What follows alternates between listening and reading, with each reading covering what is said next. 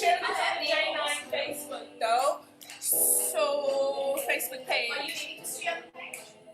Okay, Tasha's reading for our Facebook page. Can you place your cell phone? It's in front of you. In front of you. Come see ya. Janine's phone.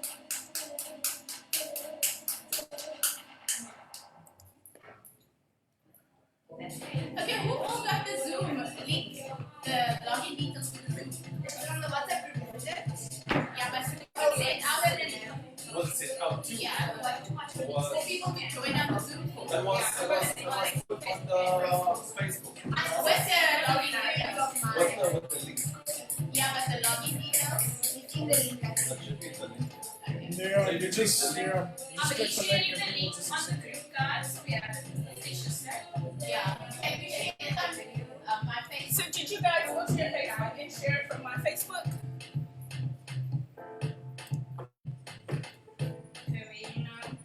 Okay, we already have somebody in the waiting room. So Cool. So Let's go, any guys. announcement that you had made about Okay.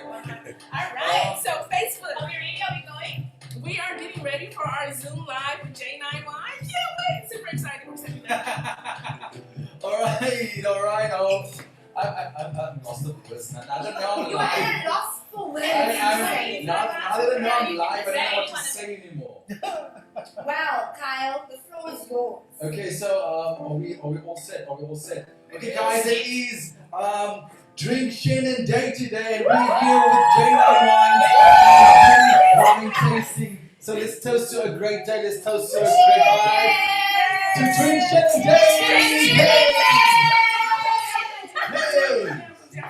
Drink Chenin Day. We are super excited. Hey! We are just getting our social media life together, so bear with us right now. We are on set. We are at the what is this? This is the Zuri Wine Castle. Yes. And Zuri Wine So Castle. are you guys live on Facebook on the J9 page? We are live on Facebook. We as are. well. We're ready. Yeah, we are live on Facebook. We are live on Zoom. If you want to join us on Zoom, the link is in the comments. So just follow the link, and we got all dressed up. Yay! Yes, we are super excited. What do you need me to do? Unlock. Oh, shit! I wish I could take this off. Getting the DNA very quickly to open her phone. DNA. How can I unlock? No, it's fine because I'm gonna put it on live now. So Happy Chenin Day! Chenin Day, guys. Chenin. Wait, let me get this in those hands. Okay. Cool. It's at 2 o'clock. Yeah, should we start? It's 2 p.m. All right. So welcome to Chenin Blanc Day. We are live. We are live on Instagram. We are live on Facebook. Hey, Instagram folks. Hi, IG. I hardly ever go live on IG. You guys want to say hi to everybody?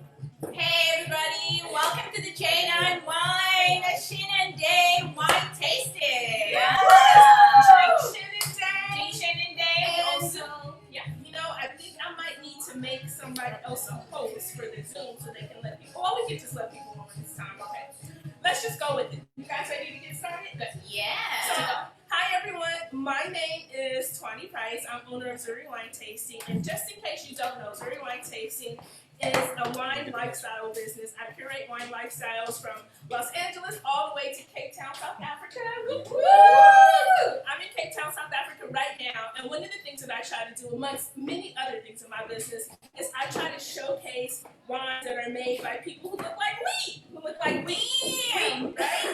So wines are made by Black people, that are made by women, that are made by Latinos, Native Americans. I'm covering everybody that has a little bit of color, a little bit of spice, right? And so today, In South Africa, we call it aromat. Aromat. So right now, I am here with two of my favorite ladies. I am here with Chris and Janine. Hi. From J9 Wine. I feel like we need like a something like J9 Wine. J9. Okay.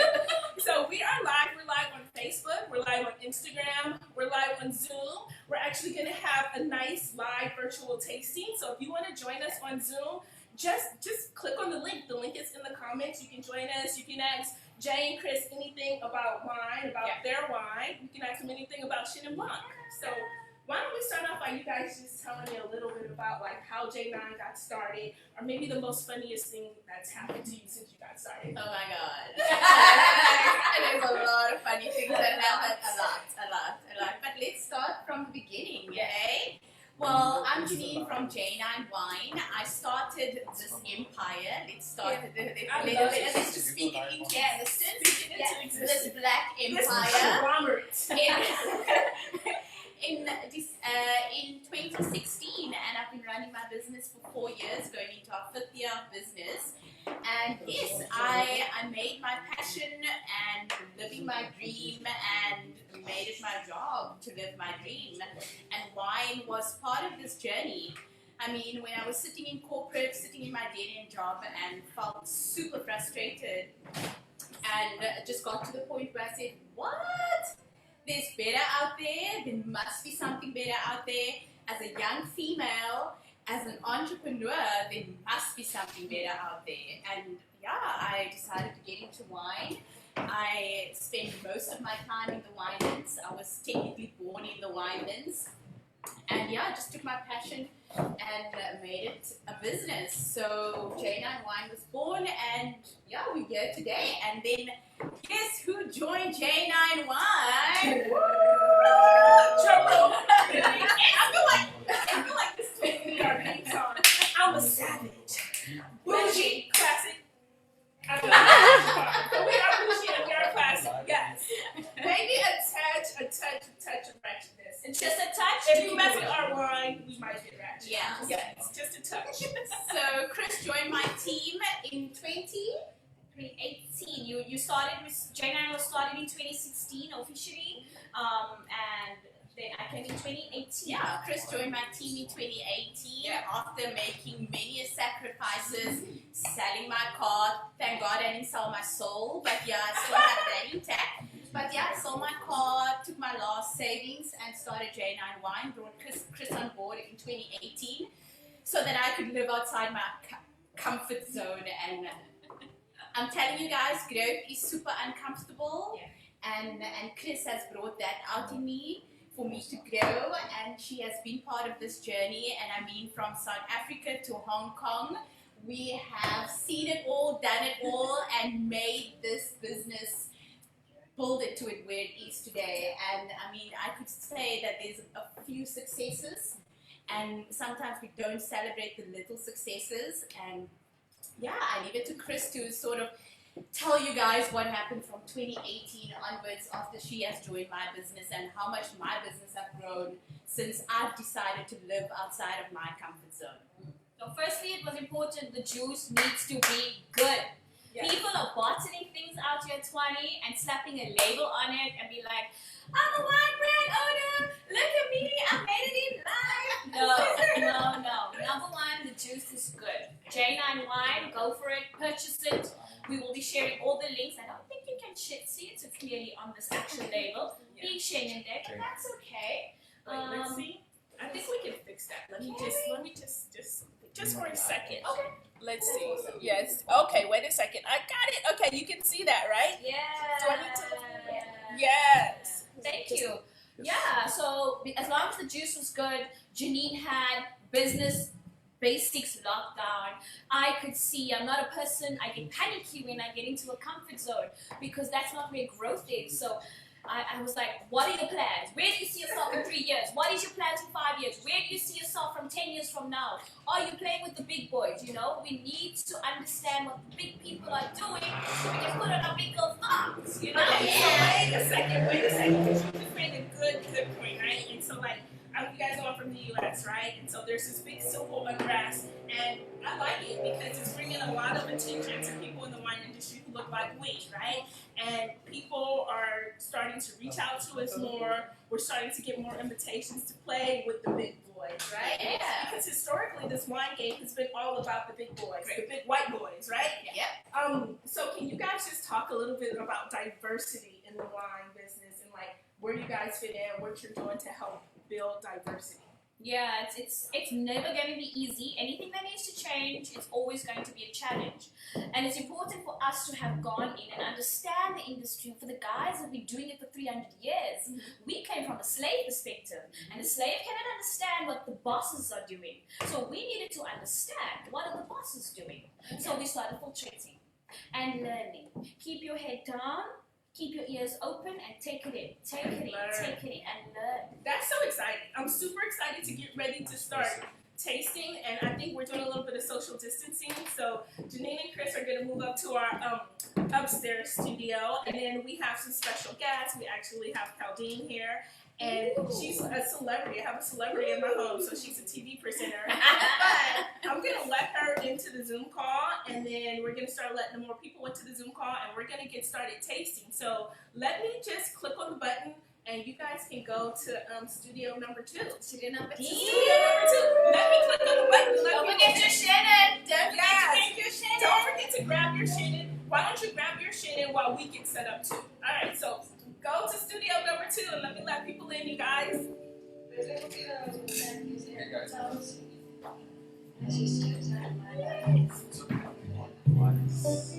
All right. So. Okay,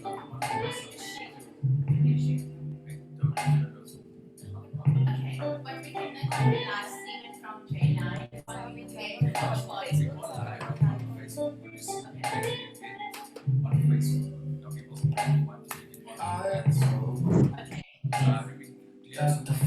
Lisa, do you have something on my phone? So while the gang is getting ready downstairs and everything's happening, I thought I'd just introduce myself.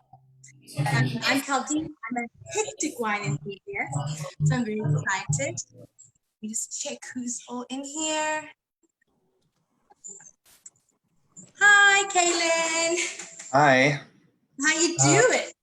all good. How are you? Great, thank you. This is a whole story. We're enjoying the Chenin, but it's a bit hot up in here. The day's playing with us, eh? Yo, I feel you. The hair is all up today. It looks delish, though. Thank you. Have you got a glass of Chenin nearby? Excuse me?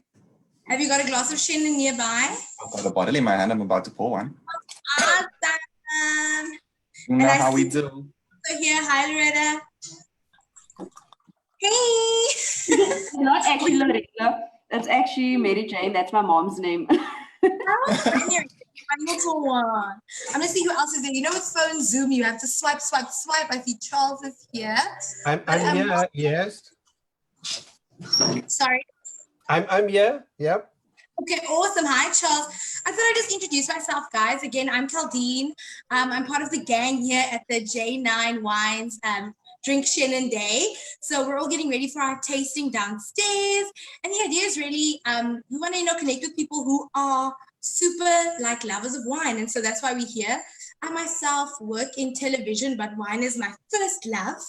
So I had to be here to present it, to bring you the J9 brand, the life and everything. So as long as one of you have a glass with your Chenin and you're ready to go, we're going to get right into it. I see the ladies sitting up. Yes, cheers! Cheers. Ladies and gentlemen, having a very good party. Hi, Tuanni. Good, thanks. I think Tuanni's microphone is off, but we're just getting ready. So have any of you guys ever done a deductive taste? Not yet, no. I like wine and I enjoy wine, but I know nothing about it. Yeah, Good to know. same my side. That's perfect. Then you are in the right place. So the idea is obviously we know that you guys all love wine, right? You are here, you are ready to enjoy wine with us. But we want to actually get into the finer details for you to taste and actually understand what goes into making a bottle of this beautiful J9 Chenin Blanc. So that's the idea. I hope everyone's going to learn quite a lot today. I know I learned a huge amount the other day when I did tasting with Tuanni. So I think it's going to be fun. And I mean, who doesn't love a day that's dedicated to wine? Hello? Yes, I know. I do. Well, Tuanni, are you guys set? No, we're not set. We're waiting for Chris. Okay, cool. Let me see who else is on our Zoom call. Oh, guys, I'm actually getting very hot. I thought it was gonna be cooler than it is. Like, I'm wearing a velvet shirt. Can you believe it?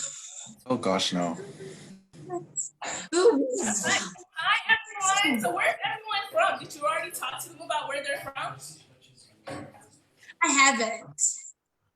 So where's everyone from? Is everyone from South Africa? Raise your hand or just tell me. Yeah, South Africa. Yep. Me Yeah. too. Cape Town. Yeah. Cool. Hey, okay. Local. I'm from LA. Thank you so much for having me in your country. Appreciate it. We love you. We're just waiting for Chris and Janine to travel to studio number 2. They might have got lost in the Uber. Gosh. As soon as they get to studio number 2, we're gonna start our detective tasting. I think what I'll do is, guys, what is your connection with J9 Wine? So we'll start with Kaylin first. Okay, well, Chris is actually my cousin. Oh, shall we? Yes. I knew this. So we like twin cousins. Oh, I know, Kaylin, you and I are actually kindred spirits, I've realized. We are the Drag Race fans. Yes, I've been told about you. I've heard good things. I can't wait. Okay, so we're gonna have Drag Race actual Zooms apart from this one. So I'm gonna get down your deeds. Oh, I'm loving. Show. Did you watch All Stars 5 this morning? I did not watch it this morning. I have a evening ritual. So no matter when it comes out, I watch it on Saturday evening. That's my plan. Okay. I see. I can't wait. Have you already watched it? Yep. Don't tell me. Oh, anything. it's juicy. It's juicy. I'm The crying. the runways this week were better than some of the balls they've had. Really? Yes. Oh, girl. I was dying. We're gonna gab here for ages on end about this, and people are gonna be like, "What are these people talking about?" So let's get back to the wine biz. How do you know, or how you connected with J9 Wine? Yes. I'm also a friend of Chris. I actually remember Kaylin from one night out, actually. No comment. I'm actually not big on wines. Like, they know I love my black label, but I can relax with a glass of wine after work, or some days I actually crave wine. I don't know why, but I actually do enjoy it. And yeah, then I saw she enjoy wines, and I was like, J9 wines. And I was like, okay, let me try this out. And I actually bought this one last week for the first time because I'm a red wine person, actually. So yeah, this is very new also. Very, very cool. And I think we have one more person. I just need to swipe on my device. Charles, how are you connected to J9 Wine? Well, I'm looking at you and you all look so pretty, and I'm actually glad that you can't see me.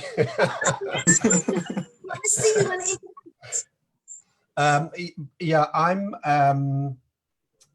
working within the wine industry. I've known Janine for a long time, and I'm responsible for the kind of coordinating transformation of the wine sector with a special focus on, yeah. So, but I was taken completely off guard about the wine tasting. I didn't even buy wines, but I'm looking at the bottles and I had it. But you know, with the lockdown, we finished it.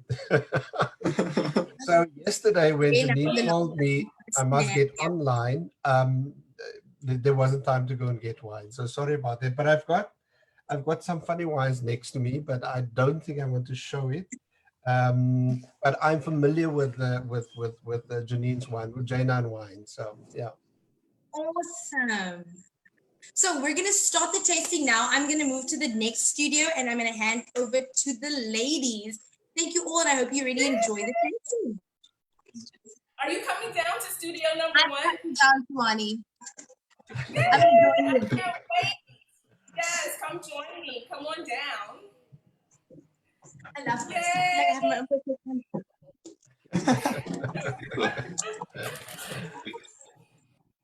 Excuse me,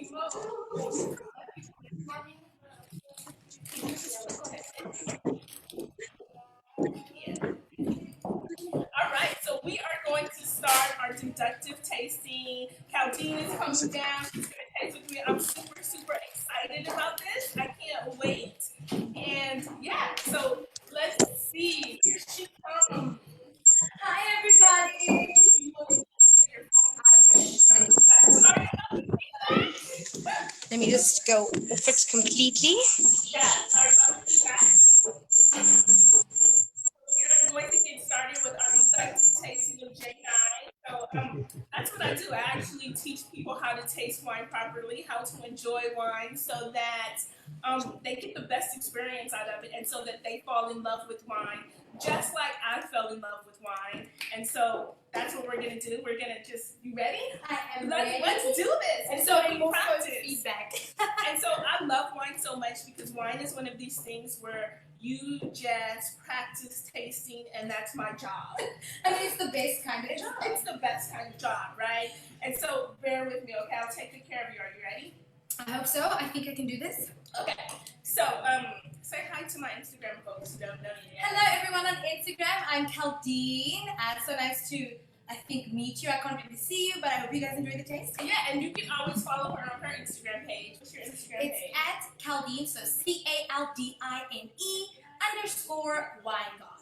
And if you type in Caldine, you'll find me immediately. I think I'm one of 5 Caldines in the world. Yeah, I've never heard of that name. And then also, if you want to follow J9 on Instagram, it's J9 Wines. It's super easy. J and then 9 like the number wine. So J9 Wines on Instagram. You can find them on Facebook. Yeah, so we're going to get started with this deductive tasting. Okay, Janine and Chris, they joined us. They need to unmute their phones, or we need to unmute them. I think they're going to unmute in a sec. Okay. So we can hear you guys. Yes. And Monica. Hi. Yeah, and Monica just joined us. Hey, Monica. All right, so everyone, you can mute your own self or you can unmute yourself, but we're going to go through this deductive tasting. So if you have J9 wine in front of you, just pick up your glass. And the first thing that you want to do is you want to look at your wine. So when you look at your wine, the number one thing that you're looking for is quality, color and clarity. Color and clarity, right? So hold your wine up to the best light as possible. I like to hold it up in the air like this, right? Just because it's fabulous and you look super cool. Bougie. Bougie, right? Oh my God, what's our song? Sassy. Classy, nasty. We're going to get the lyrics We're down. gonna make up our own lyrics, something that's wine related, all right? So you want to look at it, but really the proper way to look at your glass is from the top down, right? So you want to look at it and you want to see how clear it is, right? You want to see if it's transparent, if you can see straight through it, you can see your fingertips easily. You want to make sure that it's clear and not cloudy. And then you want to check out the color. So you want to notice if the color is like, what kind of yellow is it for a white wine, right? Is it a greenish yellow? Is it a golden yellow? Is it a straw yellow? What kind of yellow is it? And that will give you an indication of the age and the region, right? So wines from colder regions are lighter color. Wines that are older are darker color. So if you had a dark golden yellow wine, you could almost guess that that wine is about 5 to 6 years old. Okay. So after you look at the color, the next thing you want to do is you want to smell the wine. So everyone smell your wine. Yes, right? After you smell the wine, you want to swirl your wine. So this is absolutely my favorite step, right? Because this is like the most bougiest part of tasting wine, right? So everyone swirl your wine. So Beautiful. Caldine, this is fabulous, right? I And know. you look great. This is us now. You look beautiful. Thank you. You too. Yeah, you're such a good You look great, guys. You look great, guys. Yes. Okay, Janine and Chris, they joined us, right? So are you guys swirling your wine too? Yeah, so everyone today for the occasion. let me see. Okay, Loretta, I see you swirling your wine. You have a good swirl too, right? So although this is the most fabulous way to swirl, what you're supposed to do when you swirl your wine is you're supposed to have it on a flat surface, and then you're supposed to have the stem between your fingers, and then you want to swirl the wine, right? And this is the correct way for wine etiquette, just because you want to make sure that you don't spill the wine. You can really get this wine moving around. So like swirl, swirl, swirl. Okay, so then after you swirl the wine, the next thing you want to do is you want to smell your wine. So everyone smell your wine. So swirling is not some pretentious step that we do just so that we can look super fabulous. I mean, it works. It does. Fabulous. However, or swirling your wine actually opens up all the flavors and the aromas in the wines, and it helps you smell the wine a lot better. So, did it smell more robust to you? It did. It had more of that. It just gave me a whoosh of flavor. I don't know. Yes, I love the whoosh. I love the whoosh of flavors, right? And so I think that that's the best thing when tasting wine. Some people are so prim and proper, and they try to be so snobby, and they try to use words like very sophisticated words, right? But I like swoosh. That's just woo. Like a swoosh of flavors, right? So swoosh. Okay. So after you smell the wine, the next thing you want to do, the stuff that we've all been waiting for. Can we have a drum roll, please? Like just a little. Yes. Okay. So the next step you want to do is you want to sip your wine. So ladies and gentlemen, sip your wine, right? Hold the wine on your tongue for a little bit. Let the wine hit your tongue. Hello, wine. Hello, tongue. Where have you been all day? Right? Get to know your wine. Like I always say, the tasting wine is like dating, right? You really have to slow down, get to know your wine, taste it at different at different temperatures, taste it with different foods. Take the time. Take the time. Make judgments, but don't make judgments too quickly. It's like dating, right? There's a lot of wine and dating simulations actually. Yeah. This works together. Yeah, remember we came up with our own rating system? Yes, rating system. We'll get to that rating system right now. So after you smell the wine and you sip the wine, you swish it around in your mouth. Then you want to swallow the wine, and you want to notice if there's any lingering aftertaste or aromas. Those lingering aftertaste or aromas, that's what you call the finish. So people will say the wine had a long finish. This one? It had a short finish. It had a fabulous finish. Fabulous finish. Fabulous finish, right? The longer the finish, the better the wine. Oh, just like men. The longer they last. Yes. Yes. All right, so what do you guys think of the J9 wine? So you basically want to make judgments. Like, I like the wine. I don't like the wine. I like the wine. Yeah, Caldine's favorite answer. I like the wine. Or she's like, I don't know. I need another try. I do need more sips, actually. So I love the aroma. Like I said, when we swirl the glass, like all that beautiful, I'd say floral yet citrusy notes came out. So it gave me beautiful aromas. Yeah, beautiful aromas, but then still I get this aroma. This is Chenin Blanc, and I get this aroma that it might have it has a little bit of, I don't know if it's age, but it's like this smokiness to it. I don't know where that comes from, and it comes from the oak or barrel.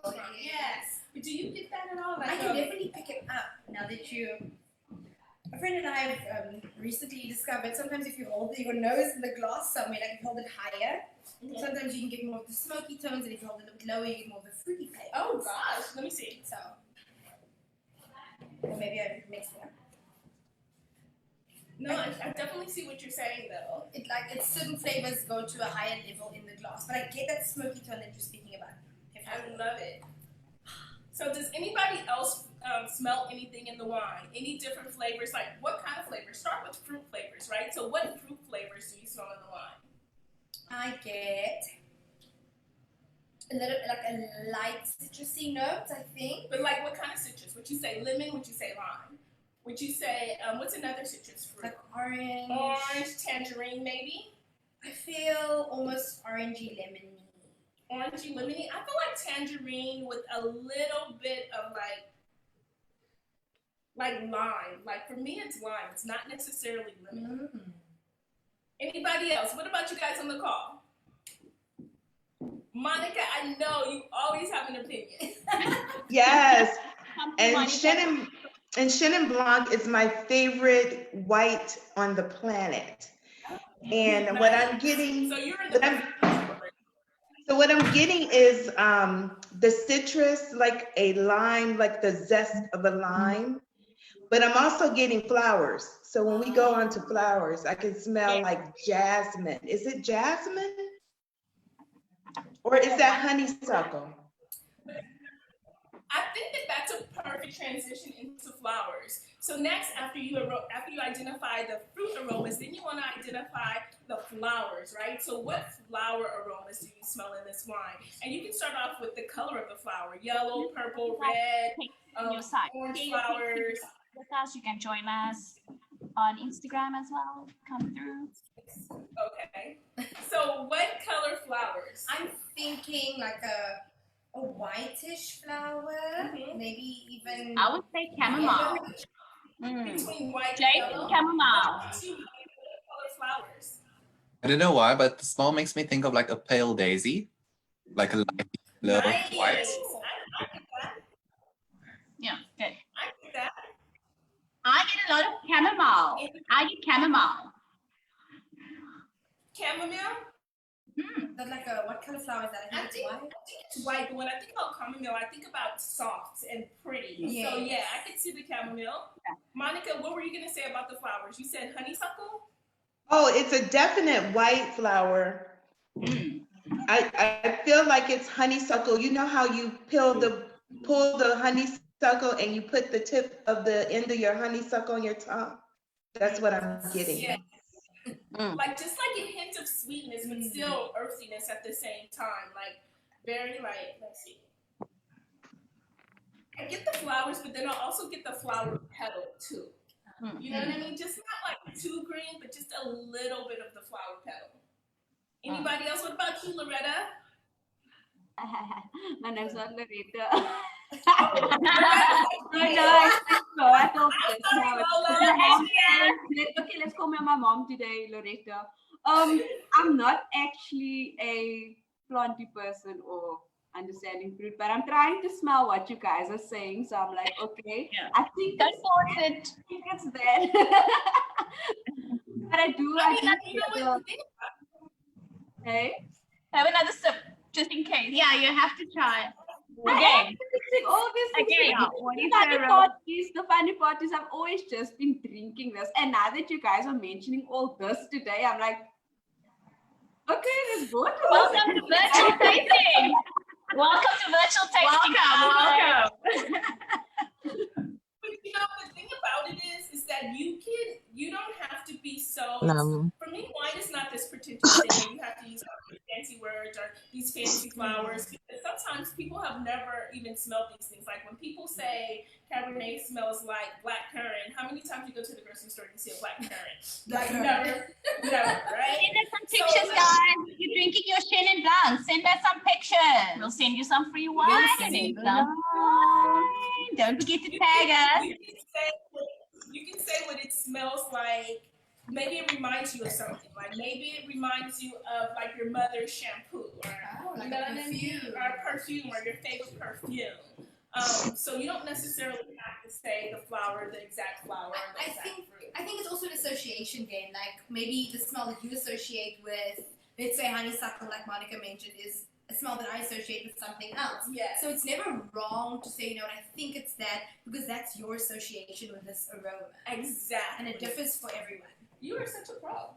Thank you. I've got the swirl. Awesome. I'm down with the swirl. I definitely also pick up a bit of a tropical feel. I don't know, like exotic type of fruit, like something out of the ordinary. I can't place it though. I get that too. And you know how like tropical fruits, the ones that have like this, like a little bit, they have this tropical flavor, but then they have like a little bit of an aftertaste that's kind of like, I don't want to say musty, but like, but I get what you're trying to say. Like I'm trying to think of the fruit. There's this one. I only have it here. It's a grenadine. It's like granadilla. Yeah. Yeah. So you have that fruity, that tart, but then you know how like granadilla has that little bit of an aftertaste. Just at the back. Yeah, at the back. Yeah. So that it's sour, but then there's that little bit of a sting, just a tiny bit. Yeah. Just a little bit. And you know what? I think that comes from the acidity in the wine. So now that we've talked about all the aromas, let's talk about how it tastes in our mouth, right? So we all took that sip. And then when you take that sip, you might get different flavors from that sip. Do you notice any different flavors than you smelled when you sipped the wine? I think when I sip it and I let it move around on my tongue, I get quite a bit of an acidity, almost, I would say, on the front section. I know it's not 100% correct, but I feel almost a fizzy feeling on the tip of my tongue. And then as I swallow it, I get more of the fruits towards the back. And then when I swallow it and I get the fruits, so I'm getting more pineapple. So when I taste it, I get more pineapple than I didn't get the pineapple when I actually smelled it, right? Yes. Chenin and Chris are taking They are so funny. Definitely. shoot, right? They're like, we've tasted the wine thousands We of times. We know. Just enjoy, right? So I'm back with Kaylon on that tropical because when you mentioned pineapple, I remember that's that tropical flavor that I'm getting. Yeah. Thank you, Kayla. I'm getting like a hint of like, I want to say pawpaw mixed with lychee. Papaya. Yes, lychee, Yes, yes. that's what it is, Kaylin. Oh, wow.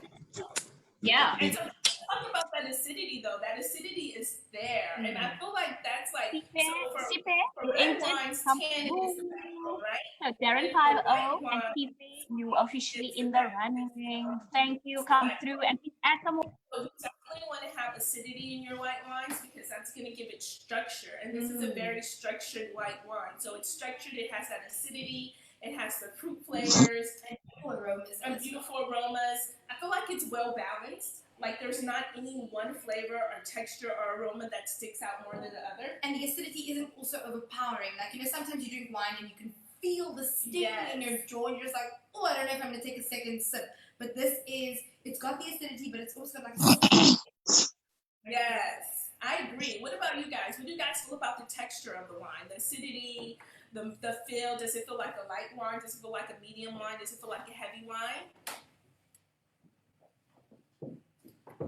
Anybody out there? I'll jump in and say quite like medium. Like medium light. Medium, so it's not really light, right? It's not light like, you know, like it just kind of floats over your tongue. It kind of sits in the middle of your tongue. Hi, Chenin. Heavy. It's not super like And hi, Chris. Hey, who is that just joined the call? Can I have a confession to make? Okay. I don't really like wine until like a few minutes ago. I usually just gobble it down to get drunk. That's new. As quick as possible. Well, you know what? You're in the perfect place because we are actually going to show you how to slow down. It's just like a man, right? You can't just meet a man and just go for it the first night. You gotta take your time with it, gobble right? it down. You can't just gobble it down. So You're supposed to slow down with a man. That explains so much. Tuanni, can you repeat what you just said? I think I missed something crucial. What did you just say? The gobbling part? Can you hear me, Tuanni? Okay, so what did you say? Yeah, what did you say? You just said something out of control, I think, that I missed. Oh, no, so what is her name? Is her name how do you say her name? Helene? Helene said that she just started liking wine just like a moment ago, and she said she usually gobbles her wine down, and I told her that she's in the perfect place because I'm going to show her how to slow down and not to gobble her wine. She has to approach it like she's approaching a man. So you wouldn't just gobble a man down just because, right? No. I would. I mean, done this before. Well, it depends on the man, right? It depends on the wine. Go down with the man. Okay. You guys are hilarious. That part.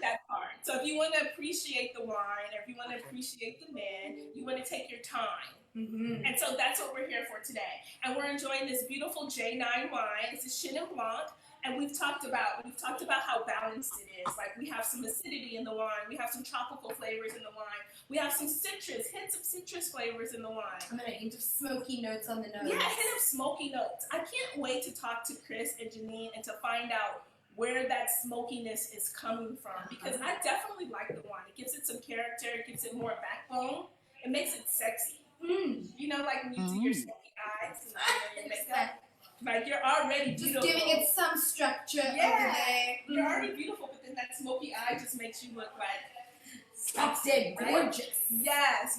I'm gonna steal a fruit. Okay, so we have to come up with our final conclusion of the wine. So we're going through the whole tasting method, and this is Tuanni's tasting method. It's a combination of like WST, the Court of Master Psalms, and then Tuanni. Just because I feel like wine should be relatable, right? 100%. And so the final thing that you want to do tasting wine is you want to make a final judgment, and you want to start off with you like the wine, you don't like the wine, and then Claudine's favorite answer. I need to taste again. Yes. More wine, please. Pour me some more. Yes. You can only find out what you like if you keep experiencing it. So one sip, I think, is never enough. No.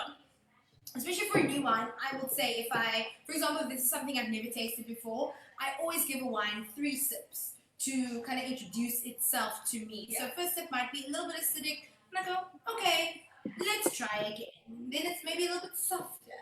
And the third sip, you can really judge kind of what you did in the first sip. Yeah, but you know what? And I'm sorry to do this to you guys. It's okay. Well, But this I'm reminds not me of with my dating, video right? off. Because I always say that you have to go to breakfast, lunch, and dinner with the person before you can really make a decision on if that's somebody you want to people. Hey, if I don't Yes, have. yes. All right, so I know I heard somebody else.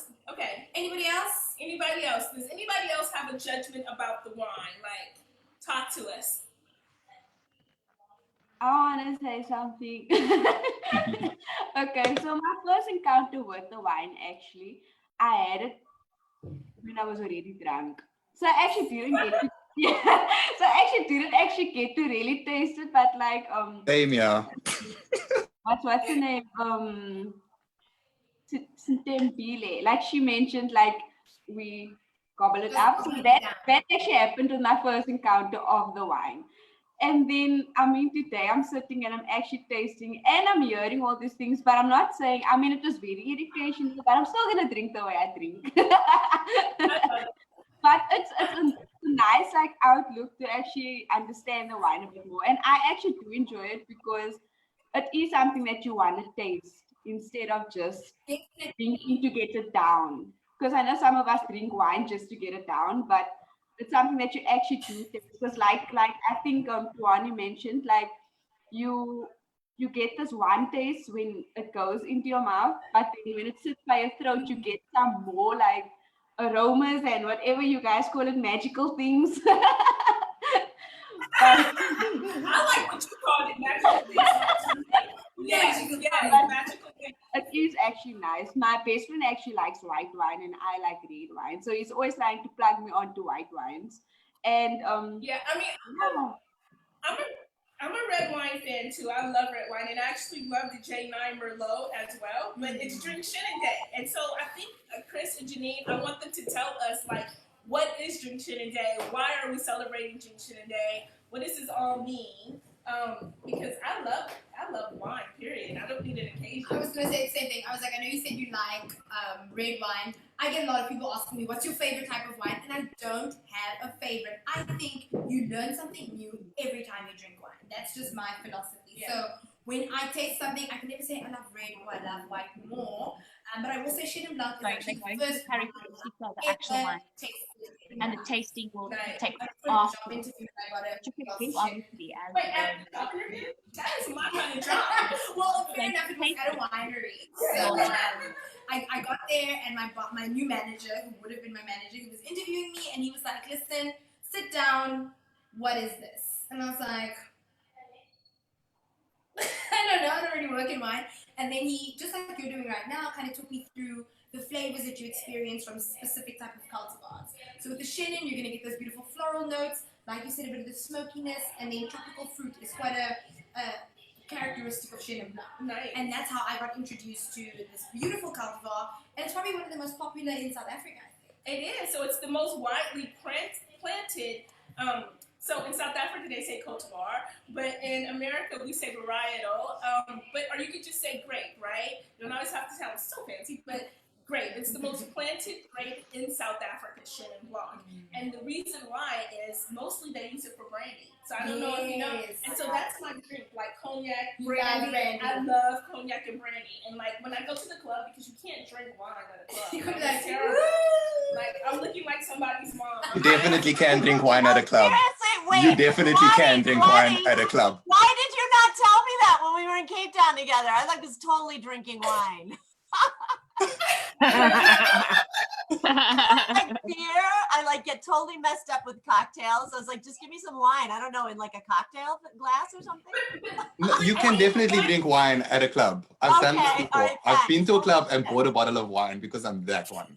Thank you, Kayla. Okay, me too. I'm that one too. Good wine. Are you guys all sipping the same Chenin Blanc? Are you sipping the same Chenin Blanc? Yeah. Yes. Oh, okay. I'm not. I'm drinking something completely different. This is the only Chenin Blanc from South Africa I could find here. Like, it was like, do you know Obiqua? Does anybody know Obiqua? I've heard of Obiqua before. It's got like a bird thing on the front. Yeah. Yeah, something like that. Yeah. Yeah, so I've never heard of it before. But I think It's very light. It's very light. Very light and floral. I think they have a good example. It's probably from a cooler region. Where is it from? Let's see. It's from, oh my God. It doesn't say anything specific besides Western Cape. Like there's nothing. And something to do with an ostrich. It's the ostrich. Yes. Obiqua is ostrich. I think it's on your way to Tuanni, if I'm not mistaken. Yeah, it's totally, yeah, there's absolutely nothing that says anything. It just says product of South Africa, Chenin Blanc, 2017. Then it says it's an easy drinking quality wine to be shared with people who live life to the fullest. So there you go. Okay, and that is Siwili. Is that Siwili wine? It's this is Obiqua. Obiqua. Yes, we know Obiqua. Yes. Yeah, what do you think? I mean, it's the only Chenin Blanc. I'm in Paris now. This is the only thing I could find, like just going into a store and grabbing it. Oh, we're gonna get J9. We're gonna get J9 wine. We're gonna get J9. I sent you a message. Yep. Yeah, I sent you a WhatsApp. I need to get your wines over here like ASAP. Already on its way. Okay. Just send me the girl. The wine is on its way. Okay. Wait a second. So let me. Okay. Please don't tell me that's like the check is in the mail. Is that like the check? The wine is in the mail. It's on its way. Okay. Tuanni. It's a different story. Okay, cool. We can start it now. No. When do we start tasting? So sorry, we're just having technical difficulties for a second. We're actually going to get Janine and Chris because I want to find out exactly where they source the grapes for this Chenin. I have so many questions about the Chenin Blanc, so I just want Janine and Chris to talk to us about the Chenin and to tell us more about like where it comes from, how they source the grapes for their wine. If you guys have any questions for Janine and Chris, you can either put them in the text, you can type them, you can put them on Facebook, and then if you want to know where to buy the wines from, that's why I can't wait till they come and join us on Zoom so they can tell you how to actually buy these wines. And then yes, I believe we have some comments over here. All right, okay. It's Sona Wine. We see you. What's up, Mr. Snyders? Loving the glass, the wine glass. It's the best believe. Okay, I think it's time to get back to the wine. Okay. Thanks, Zuri Wine, for this amazing opportunity. Let's get into the business of wine. Hashtag Drink Chenin Day, guys. Lift a glass for South African Chenin Blanc. I think that if you know the history of where South African Chenin Blanc comes from, you would understand that this is one of our oldest varietals in South Africa. We've got vines that are between 35 to 45 years old. And if you should know about a fun fact about Chenin Blanc, we actually make brandy out of it. Yeah, it's quite a popular thing in South Africa that we make brandy from Chenin Blanc. It's one of our oldest varietals. We've got a project called Old Vine Projects that actually goes into the depths of our actual varietals, and that we actually have clones in South Africa, not clones, but I mean species of Chenin Blanc growing here that is actually ancient. So that's a fun fact. And then again, it's really good wine. South Africa makes some of the best wines in the world, if I should say so myself.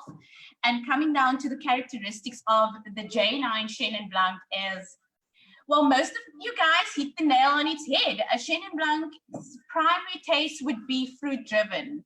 You know, the terroirs that we grow these wines, and ours get grown in the Stellenbosch region. And normally the climate is a bit warmer in the Stellenbosch region, and therefore you will have more fruit driven sort of flavors and aromas in the wine, if we should put it that way. So I think someone said lychee.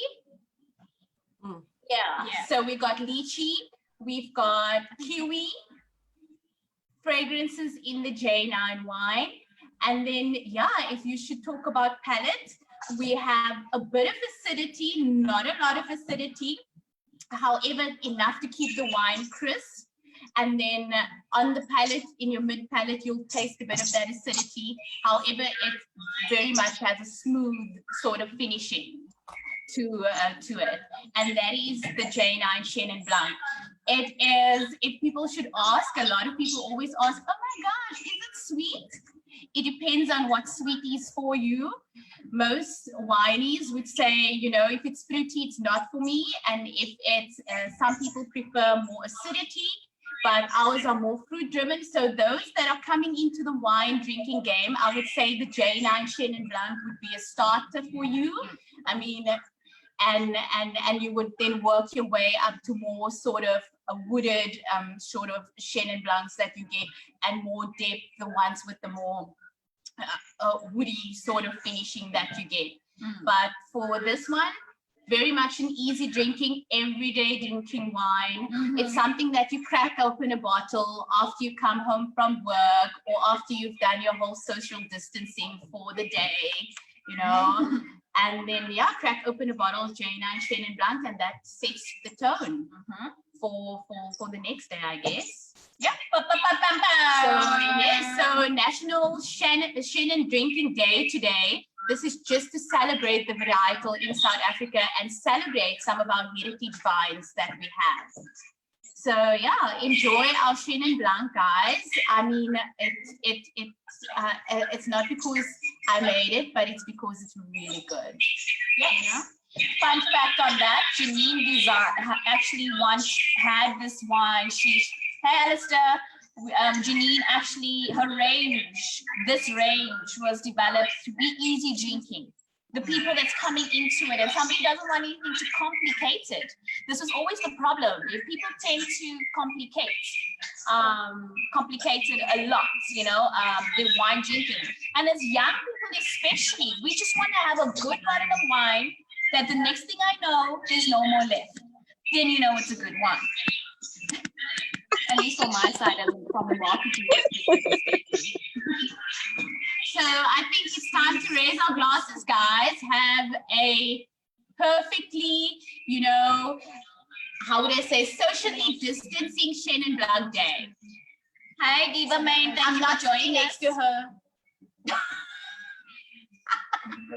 Okay, yeah. Drink your wine. That you're gonna go joining downstairs now. Excuse me, can you go down now? Yeah. Just so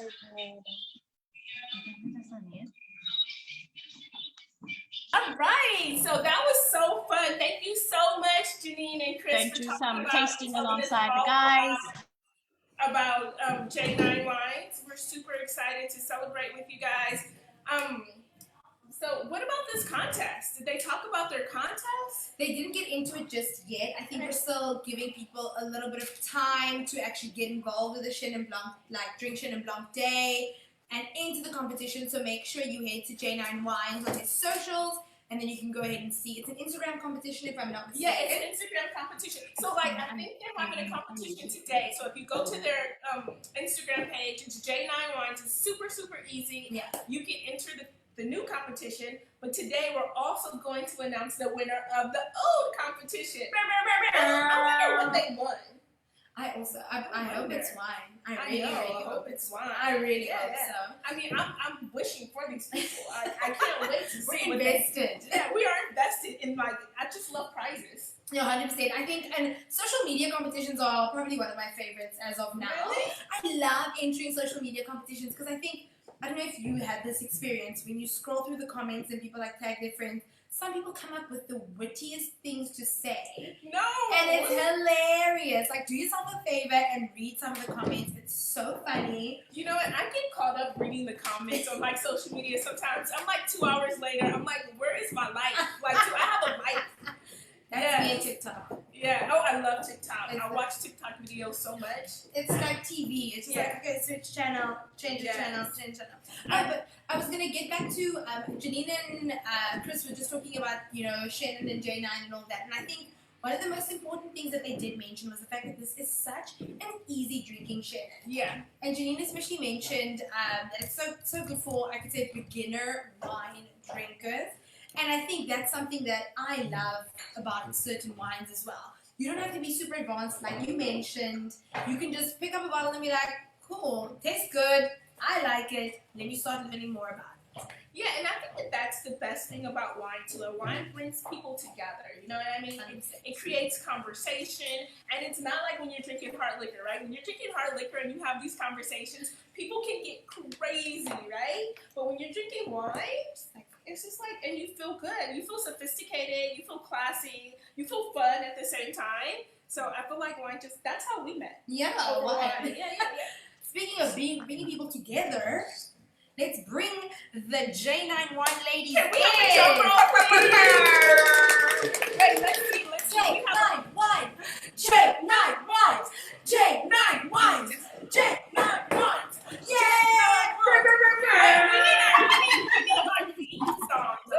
Where's our theme song? I know. Can we cue up our theme song? Do we have a Hi. Hi, everybody.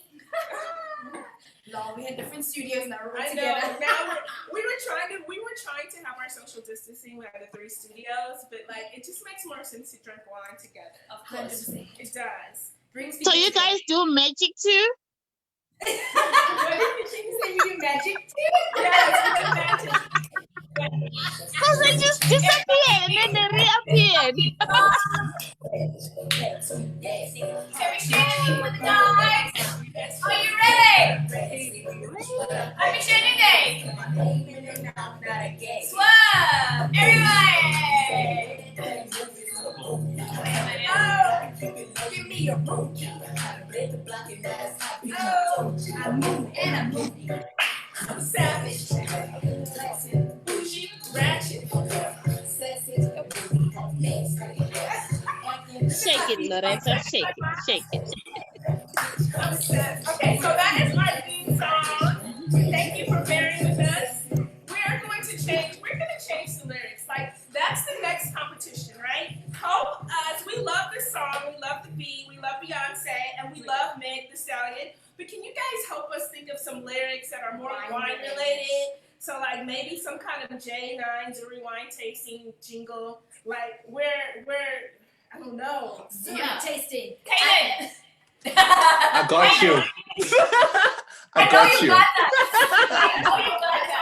Help us. Give me a day or two. I got you. I'll come back to you with a new hit. We out, yo. Guys, we have a comment. You guys are a whole mood. Thank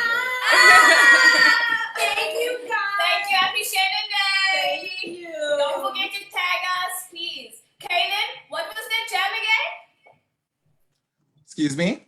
What did you say? What was the lyrics? I can see the bubbles coming out of your... It's coming. It's coming. Perfection takes time, darling. That's what he said. That's what he said. Beyonce doesn't make an album in a day. Oh, true. On the Insta Live, please send them through. We are ready.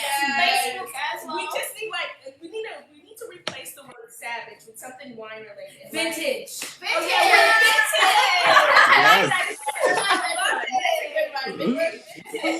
So we are almost there, you guys. Help us finish the lyrics. It's like an Instagram contest. I just thought about this. Maybe J9 will donate a prize. I'll donate a prize. I'll donate a Missouri wine tasting class. I do these virtual classes that are wine amazing.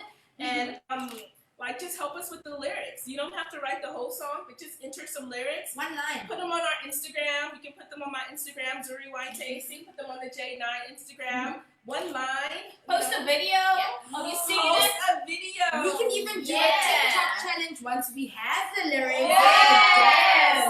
I think that's a good one. This is blowing up. Our minds and wine. Our minds and wine. And trust me, we'll work with our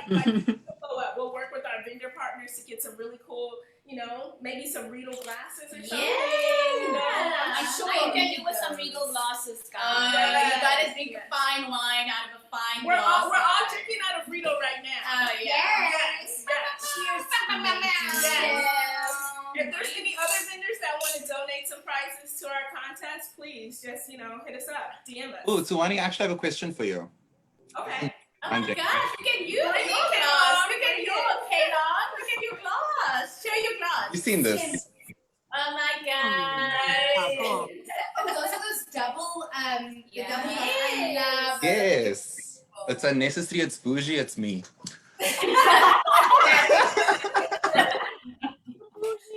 So, what I wanted to ask is, how important is your glass? What shape? How big should it be? Very important. So, I love big bowl glasses, right? And so it's all about the bowl, right? And Rito, they go so far as to make them varietal specific. And if your budget doesn't allow, don't worry about it. This is a standard wine glass, and I love it because it has the big bowl. It has the thin rim. That's the most important thing. You don't want your rim to be chunky. You know what I mean? Yeah. There's some things in life you want to be thick, but not your wine glass.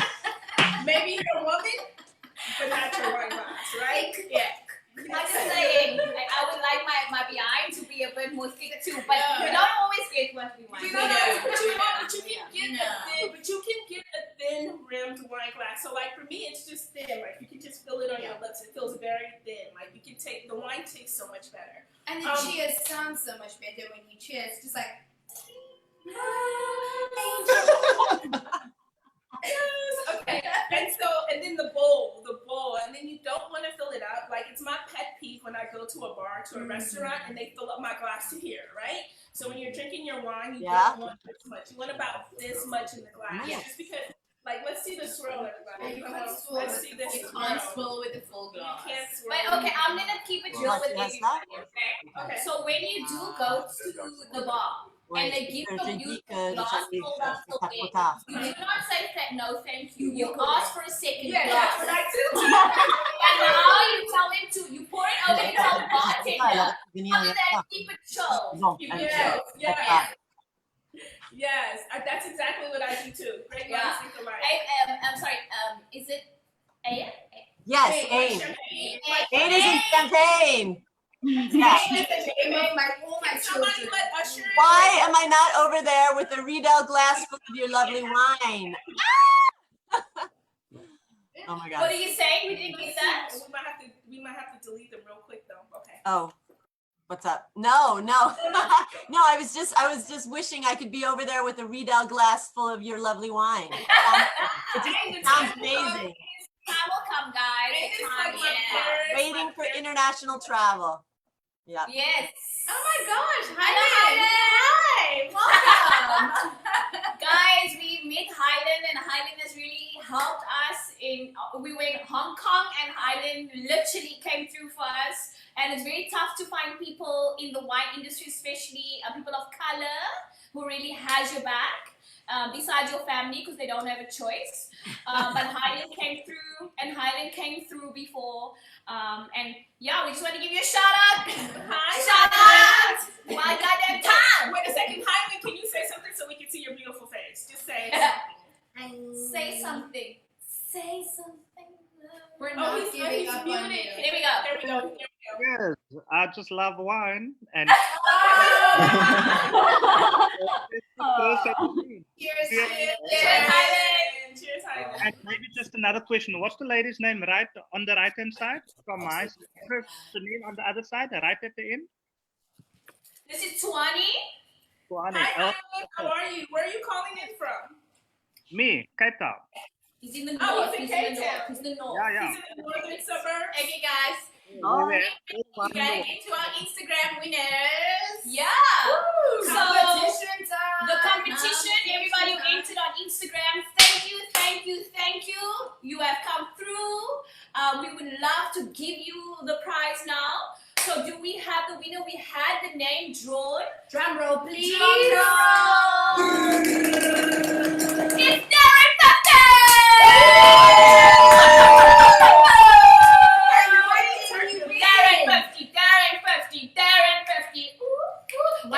Darren 50. shipping. So you got to the value of, what was the value of that? 500 Rand price, a value 500 Rand price from J9Y. All we require from you is to post, and keep your glass full. Keep your glass full. Guys, please also, if you come through with those lyrics, it's literally those 3 lyrics to Savage. You know our vibe now. If you come through, we are happy to give you some more wine out because you're adding value to us. Come through. Yeah. We just want to have people enjoying the J9 wines, like enjoy the brand. Yeah. Partner with us. Just get into this awesome connection. That's how we all met. Wine is how we all met. Correct. And yeah, we want you to be part of that. It's time that wine gets seen as something fun. I mean, they always think that the wine industry is so stiff and so bourgeois. Yes. I mean, I bought my bow today just to like represent the wine industry. Okay. But I mean, guys, wine is fun. Can we just say bye to Instagram people? And look, if you're on Instagram and you're on the J9 page, you can follow me. I'm Tuanni Price. You can find me at Zuri Wine Tasting. That's Z-U-R-I, wine like you drink, tasting. And then you can find... I'm Caldine. I said earlier, Caldine. If you haven't found me after that, it's not going to come up. I'm going to drop a link to... Okay, great. We'll be dropping a link. You can also you can watch Party with us on our Facebook page, J9 Wine Facebook page, and you'll also find Tuanni attached. We are zooming from Tuanni's account, and Caldine will be tagged there as well. So come through, join us on Zoom. Yeah. Join the watch party. Don't forget to bring your Chenin. Bye, Instagram peeps. Bye, peeps.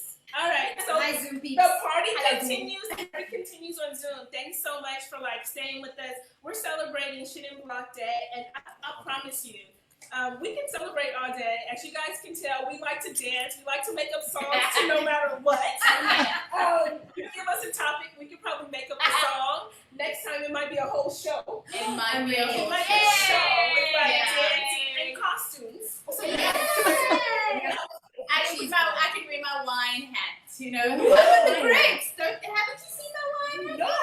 The one with the straw hat with the grapes. So next time. Okay, so a harvest hat. You guys really like Zoom. I feel like we could do this every week or every other week. I really want to do it next week because I want to see this wine hat. Yes, sir. Yeah, I think what we'll do is we'll discuss the next topic, which most likely would be J9 Wine Merlot. So grab your bottles and taste the wine before the time and think of the questions. And if you want to be whinies, be that, Blue, it's about time, bruh. It's about time. Where you be? I've been watching you guys. I've been listening to you guys go on and on and on. You just... Is anybody else coming through? I mean, okay. Mlu, I love your backdrop. I'm here for it. Thank you very much. This is how my office, my actual office looks like where I work from. But because I'm working remotely, I've set this as my background. So it seems as if I'm in Johannesburg, even though I'm in Margate the whole time. Oh, look at you. I think it's time that we go viney behind us, guys. Let's put the vineyards behind us. Yeah. Yes. Is it just me or does anyone else get ASAP Rocky vibes from you? Guys, Mlu, where are you in the country? Mlu is actually a farmer, a modern day farmer with a marketing degree. Yes, right. Yes, exactly. So right Bye, now. everybody. Bye, guys. So right now I'm in my bye. Bye. Bye. Thanks so much for joining us. I'll let you online. Yes. So yeah, just to answer you, Chris, I'm in Margate right now. I do have a farm in the Eastern Cape. I'm a poultry farmer, and yes, I'm a media strategist with a marketing degree. Poultry. Yes. Nice. So we can get that chicken from you, that fresh chicken. Free-range. Good chicken. I'm from LA. I'm black. I'm from LA. I'm gonna be stereotypical, but I love me some fried chicken. I need a good fry. I need a good fry. Good fry. Yeah, good chicken. But also, like, I get you because I'm also a self-taught chef as well, so we can do that good fry.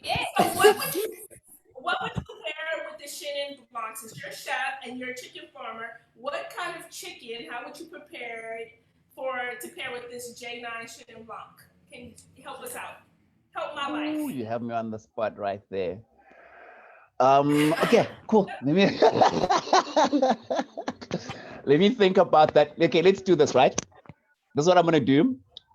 I'm gonna write a couple of lines, something that's poetic, or that's to the line of. So you're looking for the song that you want to do. So I'll write something that's poetic that's got to do with chicken and the Chenin Blanc.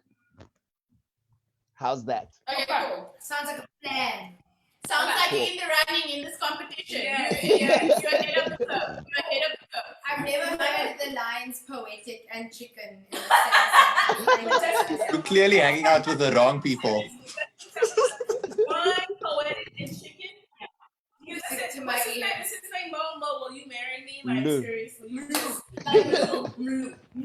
Yeah. That's how you told me his name. Blue. Okay, blue. It's like the color blue with an M instead of To a B. Americanize your name. I do that everything. Wait, your cousin was looking at me like, that's not right. Blue. Okay. Guys, I don't think you heard me earlier on, but doesn't Mlu give you ASAP Rocky vibes? Doesn't Mlu give you ASAP Rocky vibes though? Let me take off my background. Yeah. ASAP Rocky vibes. Yes. I was actually And now you can't unsee it there. Not at all. Wait a second. I'm getting J. Cole vibes from you. Ooh. J. Cole's from my home state. Actually. I need J. Cole is delicious. Like, what kind of wine would you say he was? Chardonnay, babe. Chardonnay. Definitely a Chardonnay. I'm like Bordeaux blend. All over my back. Is definitely Loretta, are you there? Loretta, girl. I can see him. J. Cole, actually. It's complicated Chardonnay. Yeah, delicious, like oaked, Like Chardonnay. subtle, very, very subtle fruit. No, J. Cole looks like a rosé because I could drink that all day. It's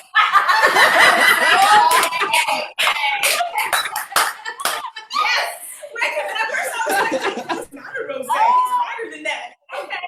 I can drink it all day long too. Okay. J. Cole.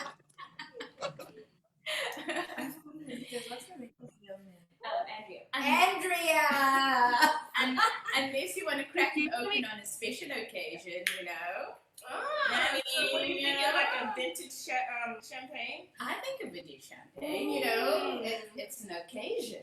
I was just saying when we were chatting to Ain earlier, I was like, that is definitely a name on the list now of children that I will have. I was like, oh, it's Ain, rhymes with champagne. Yeah, it's kind of like naming your daughter Chardonnay low key. You know, like, you should never name your daughter after liquor, but if you call your daughter Ain, like nobody has to know you were thinking about champagne when you named your daughter. I mean, I love Hennessy, but I would never name my daughter Hennessy.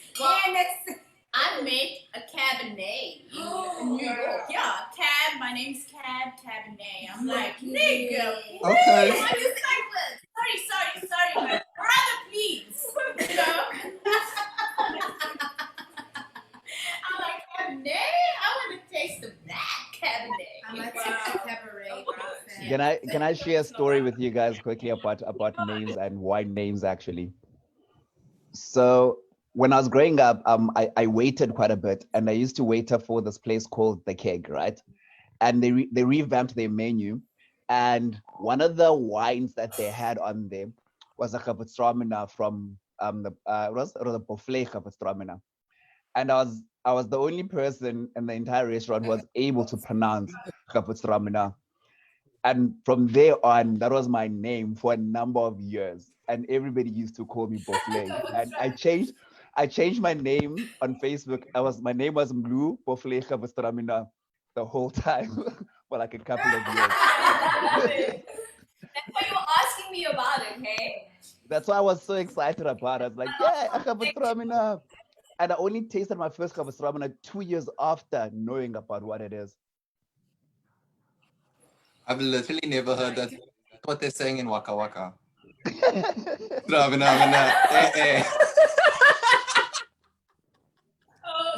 Okay, I'm so using that. I know it's. Is it national or international Drink Chenin Day? It is National Chenin Day. But we just changed it. We just made this bitch International Chenin Day. Yep. Because We cross borders. we do. We are tasting with people from Paris, from America, from South Africa. This is international, and we did it. We did it. We did it. Cheers! Cheers! Cheers. I think that speaks to the power of like women who look like we in the industry. Like we just change things. Like we make wine fun. We make wine. We give it color. We give it sass. Woo! We give it buzz. Aromat. We call it aromat. Aromat. We are the aromat of the wine. No, you give it kiss. We give it kiss. That's like kiss is like spirit. Like yeah. How do you say kiss? Kiss. Yes. Yes. Like say gears. Like there's a trick to it. I always teach my American friends. What you do is you say gears, but then you struggle a little at the beginning. So you say gears, but like you struggle a little at the beginning. So it's like gears. Yeah. Like just be slightly annoyed. Be like,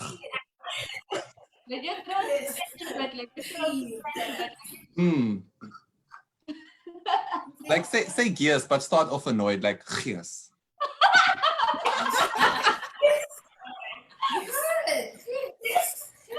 Okay, but then I was really happy. I was angry when I said that. I was happy when I said it. Yeah. Just get that down. I love it. All right, do you guys have any questions for like Chris and J9 Wines? I feel like it's not every day that you get to talk to people, especially to women who actually own a wine label. So can you tell us, like, do you guys have any questions? You guys don't have any questions for them? I have something to say. It's not a question per se. It's a shout out more than anything. It's like, well done, ladies. I remember when I met Chris a couple of years ago in Cape Town. She was such a vibe. And then great lit party. And since then, she's spoken volumes. I haven't met Chenin personally yet, but she's spoken volumes about her and also where you guys come from with the wine, who you guys are, all the journeys that you've had. I remember when you guys were trying to raise funds for the trip, for your trip to Hong Kong, and I've just been because of Chris, I've been following the story, been following the brand quite well. It really excites me to see where you ladies are and where you guys are going. Your future's very bright, and I love where you guys are taking the wine industry.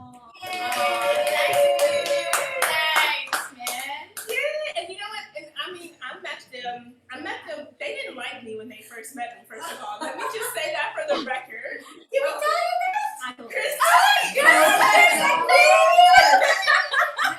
mean, it's funny because when I met them, I got the feeling that they didn't like me, and I did. I remember telling my sister, I was like, everybody likes me, but these two girls, they didn't like me, and I don't know. But anyway, now we love each other. Now we're like besties in wine, and I just love hearing their story, and I love hearing like what they go through to make sure that this label is a success. Yeah.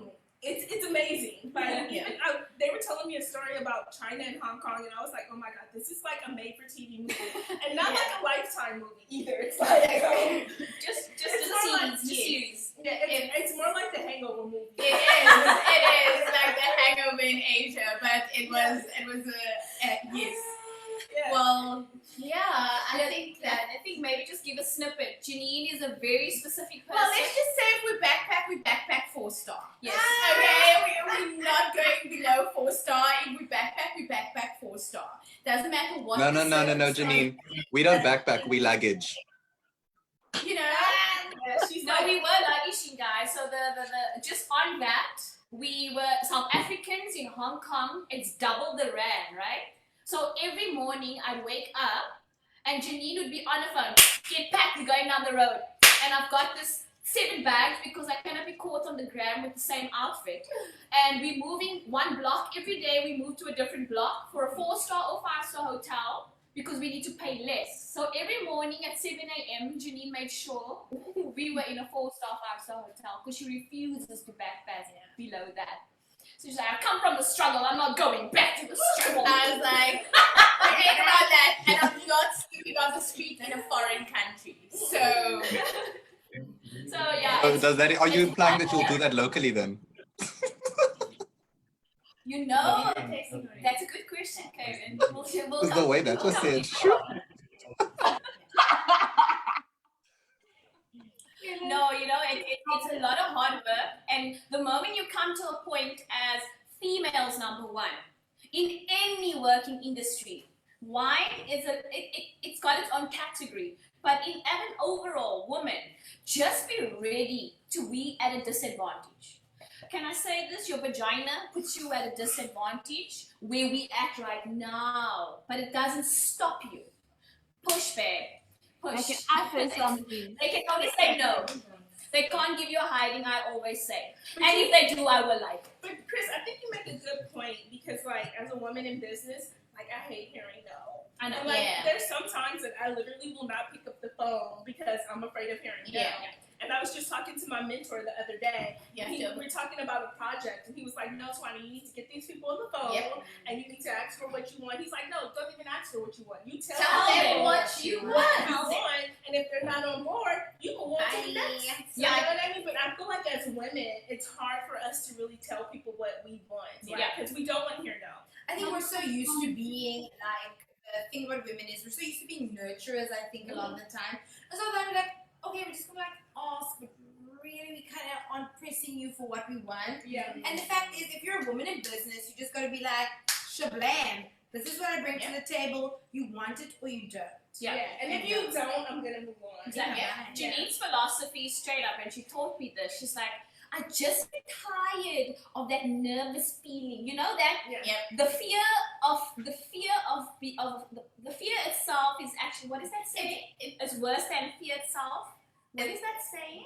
I don't know, but the fear is worse than the actual outcome. That's it. That is basically what we say. So, you know, The thing is- sometimes fear to ask, or fear to say, or fear to do something that might, you know, be a positive outcome. Might be a positive outcome. Yeah. And I've learned to overcome that, you know, over time, and learn that, fuck this, man. Sorry for my French. But let's just do it. You know, keep your blinkers on. This is a normal day in the office. That's it. You know, fake it till you make it, guys. Yes. You know, fake it till you make it. You got that. You know, nobody knows your circumstances when you walk through a door. Nobody knows your struggle. That's the thing. I love when you said, Janine said, you know what, I came from the struggle, I'm not going back. And so, like, literally, like, for a lot of us, that's the baseline. We've already been through the struggle. So, like, literally, what can get worse? Exactly. Literally. Yeah, and the thing is, whenever you are asking for anything, whether you are male or female, if you are asking for something that you do not have, and someone says no, you are not any worse off than before you asked.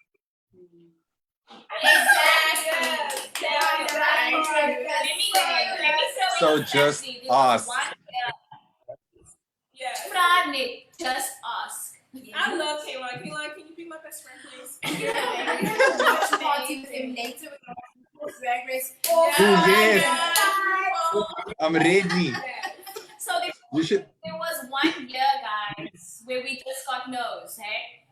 Back to back no's. And I was so frustrated, like, the frustration just sat here, and we just kept our heads. We were ostriches. We kept our head in the ground, and the ground was the work. Just perfect what you can within your capacity. And I promise you, when we came out of that year, you know, my partner came to me and he said, like, bruh, if all these people are saying no, that means the people who matter are still watching. They're watching. And that just kept on and kept, and the right people were watching. And you know what? I think that somebody, especially me right now, needs to hear that message. And I think Monica, I don't know if you're still on the call because I can't see all the people. I'm here. She made a good point. Can you make the point what you said about things growing underground? Like, so when you're hearing the no's, you're underground, right? But you made a really good point. Can you talk about that point? Well, so I think Caldine and I were making it the same exact point of how bamboo grows. But you know, it takes 5 years for those shoots to form. But once they grow, once they start to grow, remember they grow like 3 feet every year. So even though it takes that 5-year time frame for it to cultivate, when it starts to grow, it's exponential. So that doesn't mean that you wait 5 years. You have to be busy being busy in your business during that 5-year period in order for it to grow. Yes. And I think that women entrepreneurs, because we are here for the women, they need to hear that. They need to know that, like, stay, whatever, if it's wine, if it's hair, whatever it is, stay in your grind, stay working, because people might say no, they might not realize it right now, who you are and what you do. But when they do realize it, shit, you're gonna be a force. Because people are always watching you. People are always watching you, whether you know it or not. And one thing I might add, because I want to give other people a chance to speak, is run your own race. Don't look right, don't look left, run your own race. Whatever it is that God has put inside of you to do and deliver to the people, know that that's what you're supposed to do and do it. It's so important. Like your philosophy, Monica. I love it. Thanks, Monica. Thank you guys. Can I tell you guys, can I share with you guys like a phenomenal person that I met in the short time? It's Monica. She really showed me that, you know, like at the time, the youngest black scientist woman in her industry at the time. She's a freaking scientist, a vagina who's a scientist. I just want to keep that real because that is inspiration to me, you know. Also the fact that black don't crack. I mean, look at her. She's studying for 2 years. She's done. And I mean, with a second name like Miss Purse Strings, what you gonna do?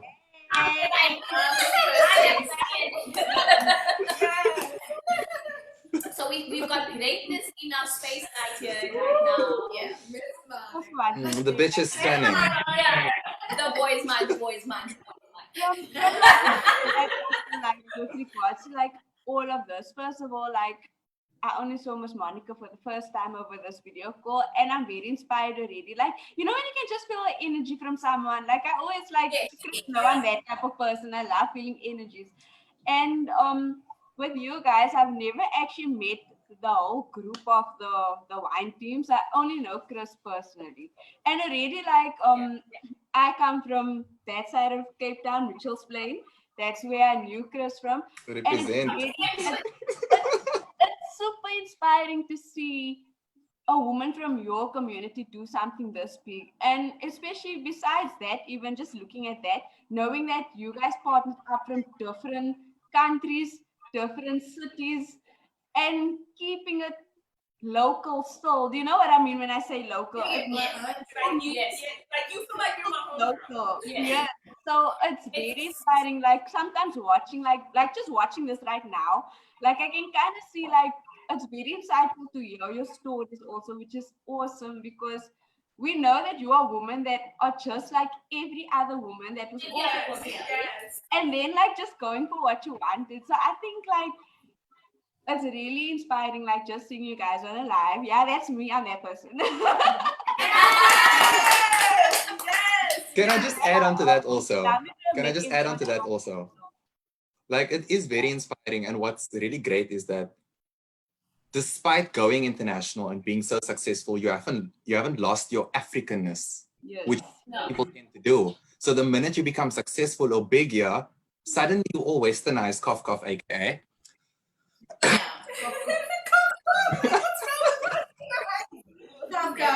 You know what happens?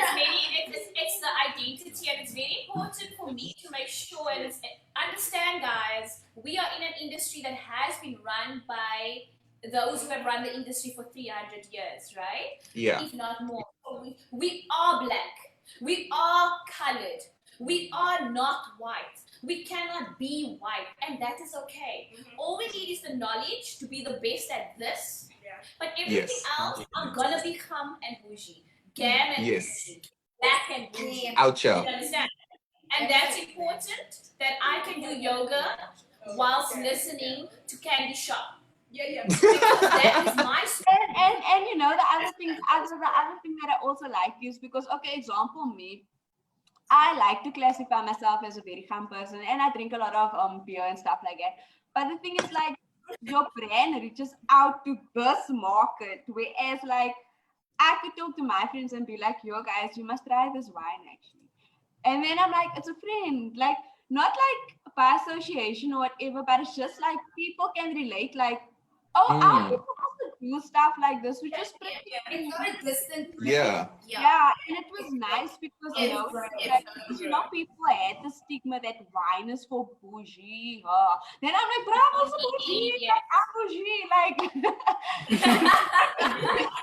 I eat with chopsticks. My noodles. Girl, I put the O in bougie.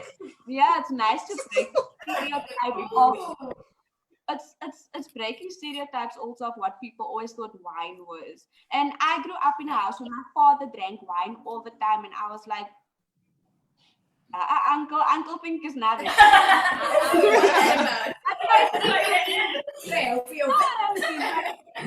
Your journey of having your product and your sales of your wines and things, like there's also this education that comes with it, which is really awesome, and that's why I think I really wanted to support, and I'll continue supporting. And yeah, I've got 2 questions, please. So question 1, so the last wine session that I watched, I remember Chris, you were saying that your wines are quite expensive, and however at the same time you're running a special where you're paying less than $600 for a box of 6. So I wanted to know what, for me, I'm speaking from a place of privilege, and I don't find R100 bottle to be expensive. What's cheap, what's expensive, what's affordable? What is an affordable bottle of wine? What is a cheap bottle of wine? What is an expensive bottle of wine? And yeah, how would you describe that? Well, if I should answer that, I would say it depends on the actual wine drinker. It depends on how much is the consumer willing to spend on a bottle of wine and where in his wine drinking journey he is, because this is a journey. I mean, as you start drinking wine, your palate becomes more developed, and you start saying, okay, this works for me, this doesn't work for me, I like it wooded, I don't like it unwooded. So I think once the wine, you sort of grow in your wine drinking journey, that's the only time that you would put a price to how much you're willing to pay on a bottle of wine. Yeah. I mean, for me, a good bottle of wine, I would spend anything starting from over 200 rand a bottle. For me, that's because, and it's not about the price, it's also about the quality of the wine, and we look at the brand, and we look at the estate, and we look at all the things that's behind what I'm going to actually purchase. That means a lot to me. But if I'm starting out in wine drinking and I don't know anything about wine, I'm going to start with investing, like any investment, I'm going to start investing small before I'm going to start going bigger, because I'm not going to go off the shelf and buy a 500 rand bottle of wine when I don't even know what I'm drinking, because I'm not going to appreciate what I'm drinking. And next thing you know, you're adding Coke to your Canon Coke. Yes. And also just on that though, like I feel like when it comes to wine, price isn't really a determining factor in because I have had 60 rand bottles of wine that have tasted better than 300 rand bottles of wine that I've had. So, and I think, you make a good point. So it's not necessarily about the price. It's about what you're looking for, what kind of experience, and what kind of wine you like. Like Chenin mentioned, if you know nothing about wine, for you to go out and get a bottle of wine that's $320 a bottle, I mean,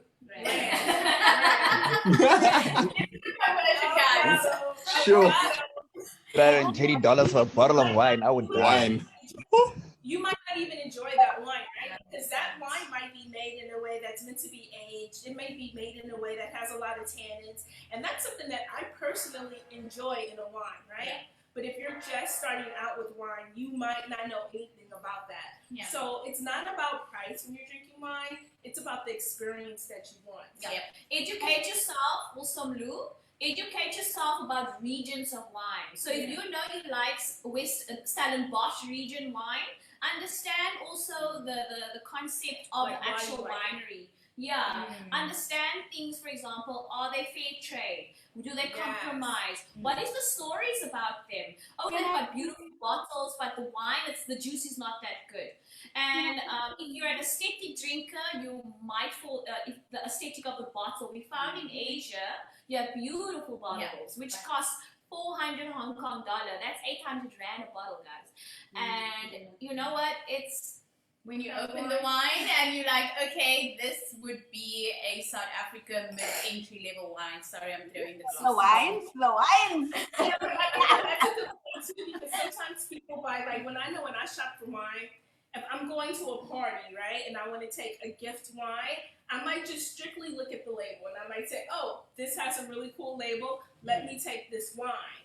But if I'm going to taste with friends and they're like, okay, bring a Chenin Blanc, right? We want a good example.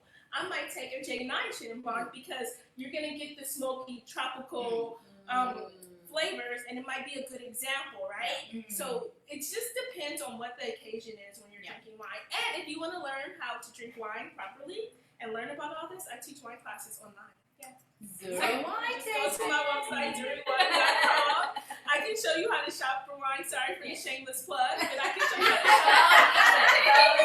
to I can show you how to drink wine properly. I can show you all of that. Yes. Yeah, I think that's Well, there is no shame in having a business. I think what's also important is like just being yourself in your wine journey. I think that's the biggest thing. Whether you started when you were 18 or whether you start when you're 35, it doesn't matter. Your growth, it's something that you like. Remember that it's always about your taste. And no one can tell you how you taste something. If you like a bottle of wine that is 60 rands, it's okay. Because that's what you like and that's fine. But I don't think people should let other people dictate them, where they're going in wine, and you will grow. You'll go from a 60 rand bottle. I used to buy 30 rand bottles of wine at university. Great stuff. And now if I taste it, it's like, no. I wanted to say, with regards to like this question was how much would a bottle of good wine cost? And one of the things that like I always say, like I always go back to I'm a beer girl and my dad's a wine man. And I would look at him obviously buys wines on the way. And I mean, okay, Chris, you personally know my daddy, he will invest in wine if it's good, like he'll buy expensive wine if it means that. And the thing is, like, I think one of the other factors also, obviously trying wines by different friends of mine, what she mentioned was it's to know yourself, to know which type of wine you like. And if you feel like this is the wine I like, I'm willing to spend 300 rand on that bottle because I like that wine, then that's basically how much you're willing to spend on a wine. It's not like the more expensive it is, the more nice it is. It's really not that. It's really like your taste buds enjoy that. Yes, your taste buds enjoy that, so that's what you enjoy. But it's always good to open yourself up to new wines and just not stick to that what you like. Oh, I like this. Example, I started with box wine and I was enjoying it because I could just throw it down my throat. And then it's like nice bottles that were, but like you can't just throw it down your throat, you must taste it now. So like it's good to open yourself up also to learn about different types of wine. And I also like what Janine said about it being contextual. So it's about the experience. It's about what you're doing, when you're doing it, where you are. Like, I won't lie, this one night I was at a festival, a music festival, EDM. And I got so excited because of wine at the bar. So I bought 2 bottles of wine instead of drinking anything else. I was at a music festival and I was enjoying the crap out of that wine there. Because it just... Okay, Lou, you had a second question there. That was your first. Do you have a second one? Second question. Again, I want to come back. So I'm also coming back from things that I'm thinking of from the previous wine tasting session. So you mentioned that, so the question was, so which grape are you going into next? So I wanted to know, how do you come to that decision as to, okay, cool, I've done well in a Chenin, I've done well in a Chardonnay, I've done well in whatever, and now I'm trying to try another one. How do you come to that decision? What do you think about to know what you want to do next? Well, we found ourselves in that position all the time because I mean it depends on the demand and what the market wants at the time. So currently we have 4 varietals in our range. We've got the Merlot, we've got the Chenin Blanc, we've got the Sauvignon Blanc, and we've got the Merlot Cab that we're currently doing in our range. And you get to the point where you're, okay, great. These are the flagship wines. So you obviously look at consumer behavior, you look at what's your flagship range, and you look at what's your consumer ask. How many people ask for rosé? How many people ask for Chardonnay?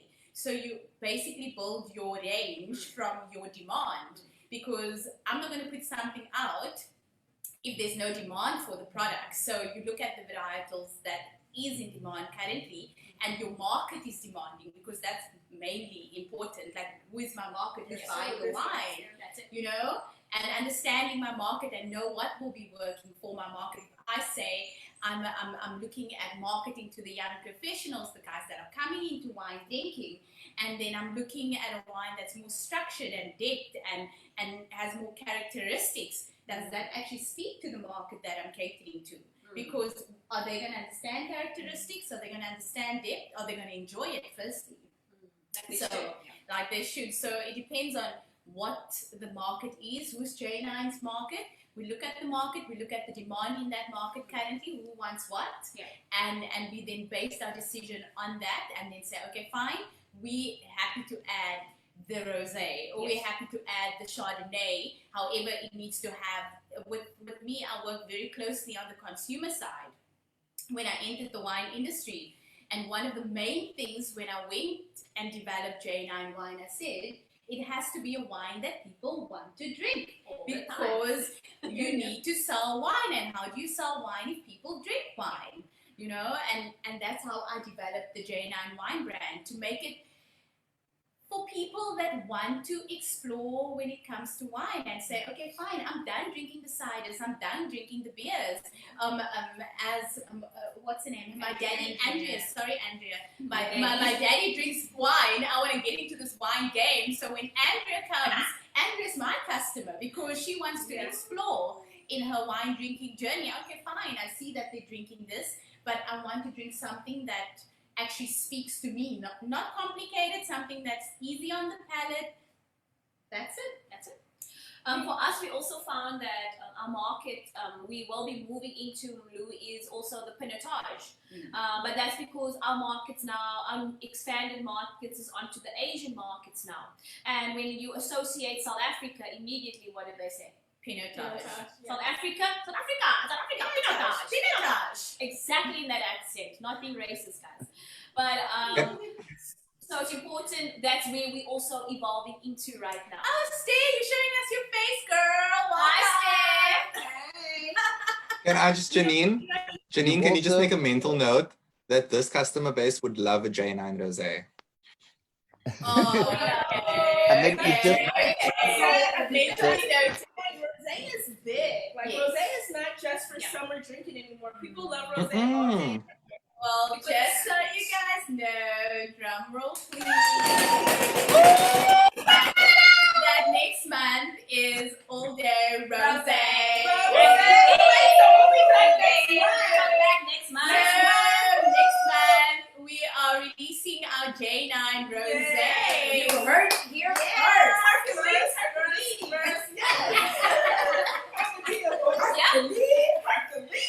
got one more question.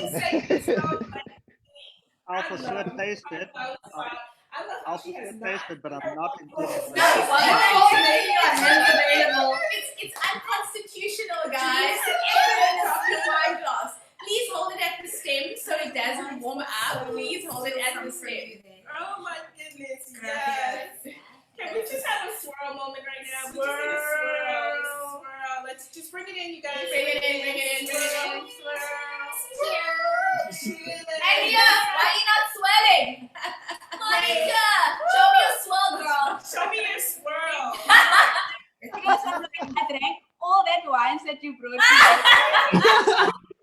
I need one glass for today, just one. I'm like, Oh okay. gosh, I'm at waiting, least you I'm like, saved your I pasta. only have one left. I'm like, Thank okay, let's behave. I was very proud of myself. I managed to actually save a whole bottle. Guys, I gotta keep this. Wait, like- can we just say hi to all the people Dave? that are watching on Facebook? Hi, Okay. Facebook. Hi, Stimuli.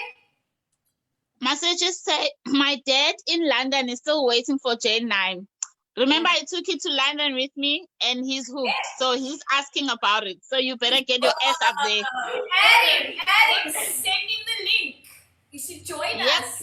We do ship internationally. We have no borders, so he can order his wine from the comfort of his home, and we'll get it delivered to him. So. Oh, cool. I'll tell you. He's into tourism, so I think he's organizing something in October, but it was postponed. So when it's back on, I'll let you know. Then maybe we can ship some crates in there. Okay, great. Thank you. You know what? I think she makes a good point though. Can everybody on the call, can we just go through everybody and you tell us like your J9 experience? Like when you experienced J9, like just give us a funny story. I just want the inside scoop. I need something that I can hold against these. No publicity is bad publicity. I am Chris. I am a Chris for a reason. Kaden is not allowed to stay. Okay, Kaden, he should start. Kaden already actually told me a story. We want him to start. I just want to be like, can I say why my bottles is up? Can I say why my bottles is up? Why? Because who's this cameraman? They're out there with you guys. That's my best friend. And he's the white wine guy. So he came over to visit me last weekend, and we had your white wines. And I don't know, but we slept the whole next day.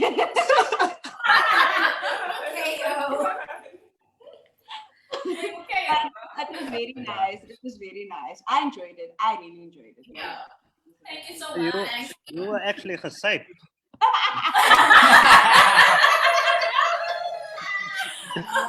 Basically. I didn't be live. We can't be calling each other out live. He was gesaved. Damn. OMG.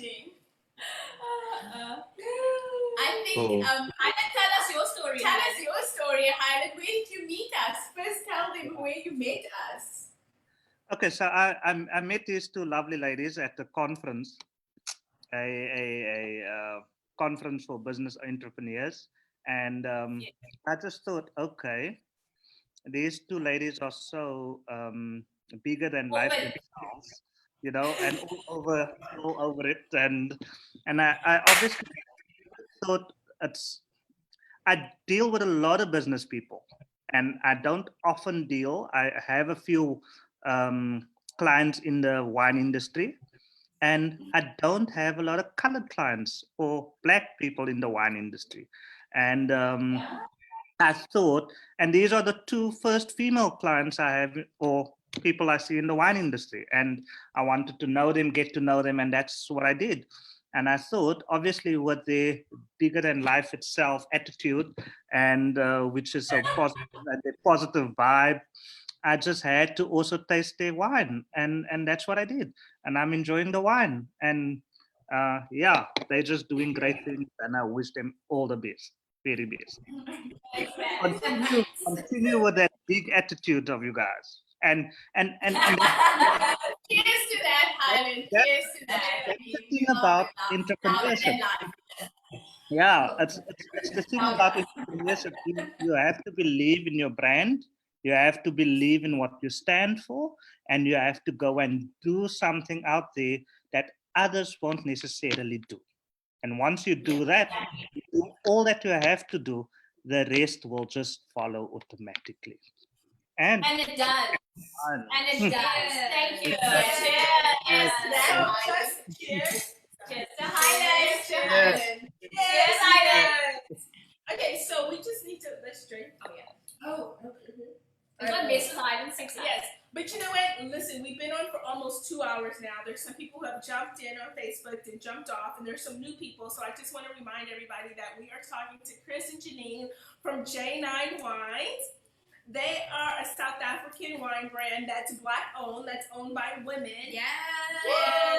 And we did a deductive tasting with their wines. It's national, international. We just made it international. Drink Chenin Day. And we've just been enjoying their Chenin Blanc all day. And I'm super excited to have them here. We're in the Zuri Wine Tasting Castle. That's what I like to love call it. this. I love the Zuri Wine Tasting Castle. I only had wonderful experience. And I call it a castle because it's full of queens. Yeah. Yes. So we're in the Zuri Wine Tasting Castle. We are drinking J9 Chenin Blanc. I know there's a lot of people that are watching that are from America, and so my mission right now, I mean, I think they deliver internationally. Of course we do. Yes, but my mission for Wine Over LA next year is to make sure that J9 has a booth. So by 2021, we won't be doing the virtual wine tasting. We'll be back in person. We'll be back on a yacht. And so I can't wait to have J9 on that yacht with their booth, pouring J9 wines. And Zuri Wine Tasting is international now. Yay! Can I just do a shout out to everybody who's joining us on Facebook? Yuan Peterson, we see you. Thank you so much. Enjoy and have lots of fun. Hey, Yuan. thanks for being a fan. Thanks, Miranda Abrams. They exposed me to show off. Simbile, are you there? Hey, Miranda. Hey, Miranda. Carmen Thank Stevens. you. Thank you so much. Carmen Stevens, we see you. She's one of our fellow females in wine. Keep an eye out for her wine. She's really good, and she's actually a winemaker herself. Yep, Of color, so get behind the ladies. Get behind the ladies. Carmen Stevens, we see you. Ayan left, but she's still commenting over here.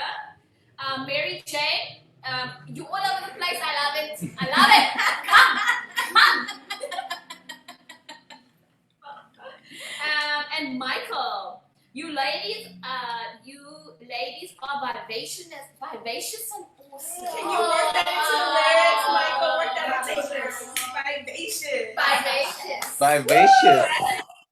Hey, bougie, rich. Vivacious. No. Bougie, classic, vivacious. Yeah, bougie, classic, vivacious. Yay, Michael. We cannot copyright. And then let's Bougie, classic, vivacious. J9 on my lips, taste this. Classic, vivacious. J9 on my lips, taste this.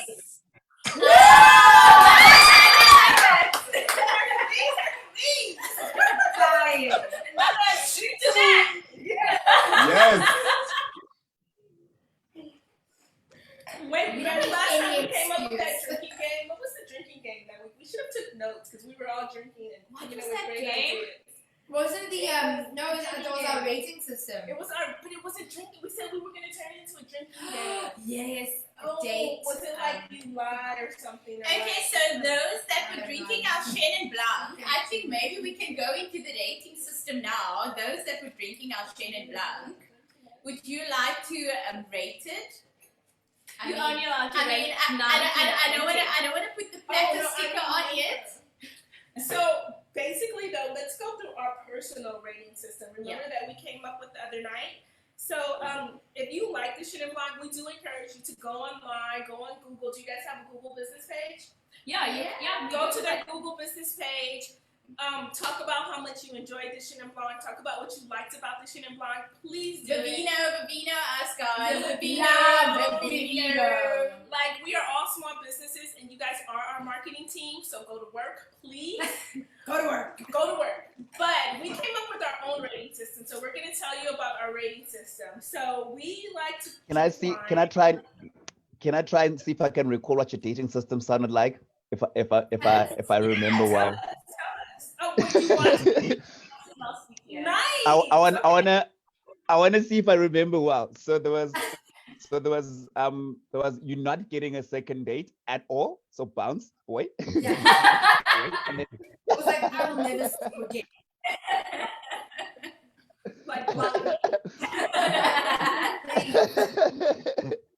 And then there was, okay, maybe we can try a second date. And then there was, yes, definitely date. And then that's as far as I can remember. But it was quite hilarious. The most important one. Marry me. Yeah. Yeah, so there was just like block me, like I love block me. Okay. There's block me, then there's nervous second date. Like curious second date. Curious second date. Or Then there's excited second date. So second date has 2 categories. So curious second date is like, you haven't really proved yourself yet, but I'm gonna see what we can figure out. But we can do it again. We can do it again. Yeah. And then excited second date is definitely loved what you were showing me before. Now I need to know more. Yes. Yeah. And then there was marry me. Like it's so delicious. Like hands down, I don't need to try anything else. Just marry me. This is mine. This is it. So that's how we rate the wine. So like, you know, you can go to Google, but nobody will know what you're talking about except for us. But still, like, let us know what you think about the wines. Tag the page. Is it like? It's definitely not block me. If it's block me, just call us up and tell us that personally. Don't post that. Don't post that, right? But if it's like second date and you're curious, post that. If it's second date and you're excited, post that. And it's like marry me because that wine is that is exactly what we want to hear. We want to be married. Yeah. I'll be the first one to say this is a marry me. This can be in my house 24/7, all the days of my life, and I can live with you. Like this is a lockdown companion. That's a lockdown companion. This is a lockdown Does companion. it taste different now that it's sat in your glass and it's warmed up? I think so, but it's not like again, like I said, you know, relationships are those kind of things where you get the fun honeymoon phase where the glass is cool and everything's like bam, bam, bam, I'm showing off my styles. But even though it's been in my glass for a while and it's kind of warmed up, I'm still invested. Like I'm still like, no, I like it even more now because I feel like the flavors and aromas are like popping now. They're more prominent, you know what I mean? So like I like my white wine if it's not too hot of a day. If it's a day like today where it's a little bit overcast, I like my wines to be a little bit more room temperature cool. And you really get those flavors and those aromas that are coming out. And now that it's sat in the glass, that's what I had a question for them. Remember, we were supposed to ask them a question. That one, yes. Yeah, so I'm getting this like gunmetal smokiness in this wine. Yes. Okay. Can you maybe talk a little bit about like where that might come from? Like, you know, where do you source the grapes from? Where the smoky tip. So we grow 80% of the grapes on the farm, and then the rest we source from Paul. Okay. So it's Paul and Stellenbosch. Okay. So it's the warmer terroir, so it's the warmer climate. So you will get that coming through. And is there any type of like oaking maybe involved in the wine? So with our Chenin Blanc, we mainly do it in the tank. Okay. Yeah, we tank ferment it. We don't do any oak unless, you know, we feel that the wine needs a bit of depth. Okay. Then we add some chips in. Okay, but it's mostly stainless steel. Mainly stainless steel. So just to those who are not out there, these guys forget that everybody doesn't go into the fields and actually, you know, make the wine. You get tanked wine and you get barreled wine. And when wines are in the tank, when they talk about chips, it's actual pieces of chips that they put in the tanks. Actual pieces of oak barrels. That's oak barrel chips to get that flavor quicker than would have been a barrel. A barrel's very expensive, you know, and we talk about third fill and second fill and all these technical things. And that's just a quicker way, but also the appropriate way for the taste that you are aiming for. Because it doesn't mean it's the bad way. It just means that it's what we're trying to achieve. And our winemaker is excellent. And he partnered with Chenin. You know, I mean, like, let's just talk about that. I'm officially a winemaker. Okay. Cheers to that! And get that done. Get that out of the way. I love that. So Anton and I, we partner in the lab, as we call it, and we structure the wines and we decide which direction we're going, looking at the grapes. You know, quality of grapes plays a huge role in when we do make our wines. and obviously picking it at the right time to make sure that it's in line with what we are trying to create. So nice. yeah, and good quality grapes makes good quality wine, guys. It Yes. starts with divine. That's where the wine starts. The wine starts with divine. Wine starts with divine. Starts with divine. I just want to say big ups to Chenin. Like, it is my dream to be able to make my own wine. I just think you are out here doing the things. Doing the damn things. You're welcome to join me in the kitchen. You know, I'm always welcome. I am ready. I'm ready. I'm signing up right now. I gotta send you to Prof first before you come to the kitchen. But it's okay. We're sending her to Prof first, and Prof is gonna deal with her, and then she'll come back to the kitchen. I'm ready. This is wine educated talking. We're going to Prof. Prof. Guys, I'm so ready to like just get into the wine industry. I feel like there aren't, like you guys are saying, you guys are breaking stereotypes, doing all these things. There aren't enough women of color doing these things. You know what? There are many women of color, but it's just for some reason. There are people who belong behind the scenes, don't get it twisted, but the ones who are doing their own just burst out. Okay, they can't give you a hiding, and if they are going to beat you, you're probably going to like it because we have dealt with the worst. Go live, go live, go live. Yeah. Anybody else have any questions perhaps? Hi Jay, thank you for joining us. Hi. Hey. I was gonna say there was another curly hair person. Yeah, that's my family. This is my brother, guys. Welcome. Hey. Brother, Yes. guys. Hi guys. On the wine, Monica, what is you do. us? You bought immediately. I met you once and you bought it immediately. I would love your opinion. Well, before I go into my opinion, I have two questions. One question is, how many are you, so first of all, it's a comment. When you were talking about drinking wine at a certain price point, what I've learned from my wine godmother, that's Tuanni over there. She doesn't know this, but she's my is basically, I've grown up drinking wine and really have grown to appreciate meeting the winemakers of the wine that I enjoy. So now I need to know the story behind the wine, and I purchase, I don't care what the price point is, wines that I know the winemaker, because I know grapes pick up that energy from the winemaker. Secondly, how many barrels of Chenin Merlot, I think you said you also have a Sauvignon, no. How many barrels do you typically bottle annually? How many bottles or barrels? Well, bottles is easier. Yeah, let's look at bottles. So we're looking at about what on our Chenin? We're looking at about 50,000 bottles a year that we do on our Chenin only. And yeah. Oh, you rich.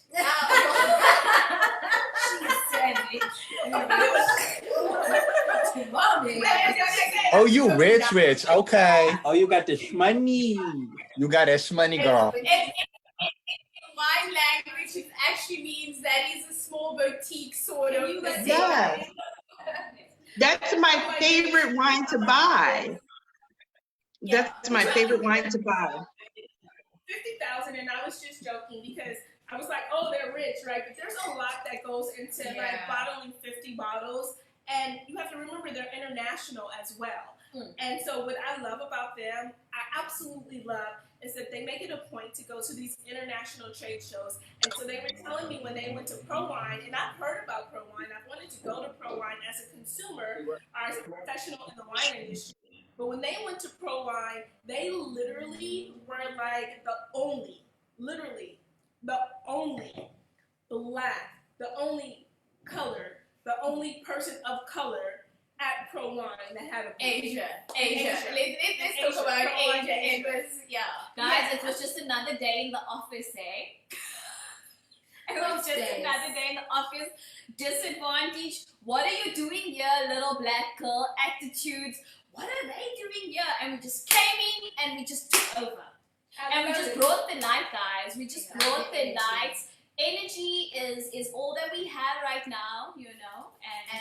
And I think what is you know, shocking for people. They would come to our stand and they're like, oh, so which winery are you representing? Yes! And then you get to work for. Who do you work for? Oh, it's so nice that they send their black representative. You know, it's like people say, oh, they send their black representatives. And we say, no, that we own this. This is ours. That's my name. And they look at the wine, they taste the wine, they look at us, and they're like, No. what the heck? There's no way. Like, they would say that, but your palate is so mature. Like the way that you know, the structure of your wine is. So you ask a question. So what is young people? What wine is young people supposed to produce? Young wine? I mean, we can't produce old wine. I think that you make a good point about like the perception of people of color in the wine industry, right? First of all, when they see us, they automatically assume that we work for someone else. Yeah. Like we can't own our own. Like bitches, I'm sorry, but we own our own. We have arrived. And then secondly, they think that your knowledge, your palate is not as mature, it's not as advanced. I mean, I've been to tasting rooms before, and my favorite thing to do is to ask for either the secret stash if I'm talking to a winemaker, or if I'm talking to somebody who just works in a tasting room, I say, can you show me your library wines? Yeah. And I've had tasting room people, managers tell me, do you even know what a library wine is? Wow. Like, bitch. If I'm asking for What is a library wine? I didn't hear that on What's that? What's a library wine? Yeah, it's give me your library wine. Give me your library wine. Hey, Tuanni, did you hear the question that was asked? Someone asked, What is a, go ahead. What is a library wine? Yes. It's like whenever a winery makes wine, for that vintage, they will save a few bottles and they'll put it away in the cellar, right? Yeah. So then that way they always have like their vintage on deck, right? So for example, if the winery's been in business for 100 years, a library wine, they can have a library wine that's 100 years old. I mean, and not all the time they are willing to open those bottles, especially something that's 100 years old.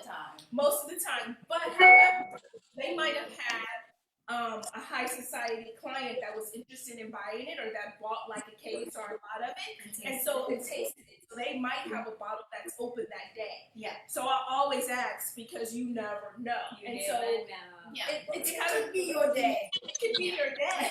And so like that's like my secret sauce. Yeah. Either that or like a secret stash because like you know you go to a tasting room, you taste like you know basic. God knows I'm not a basic bitch. No. I'm sorry, I'm just gonna say it. I'm not basic. We're gonna start you with our entry level wine. Yeah. You know, bring that library though. It's like, no, I'm gonna skip all of this and I'm gonna go straight to the real stuff. Yeah, but even when I'm with you, Chenin, I'm gonna be like, don't you have a bottle that they gave you to taste for the blending? Like, let me taste that. Let me taste that.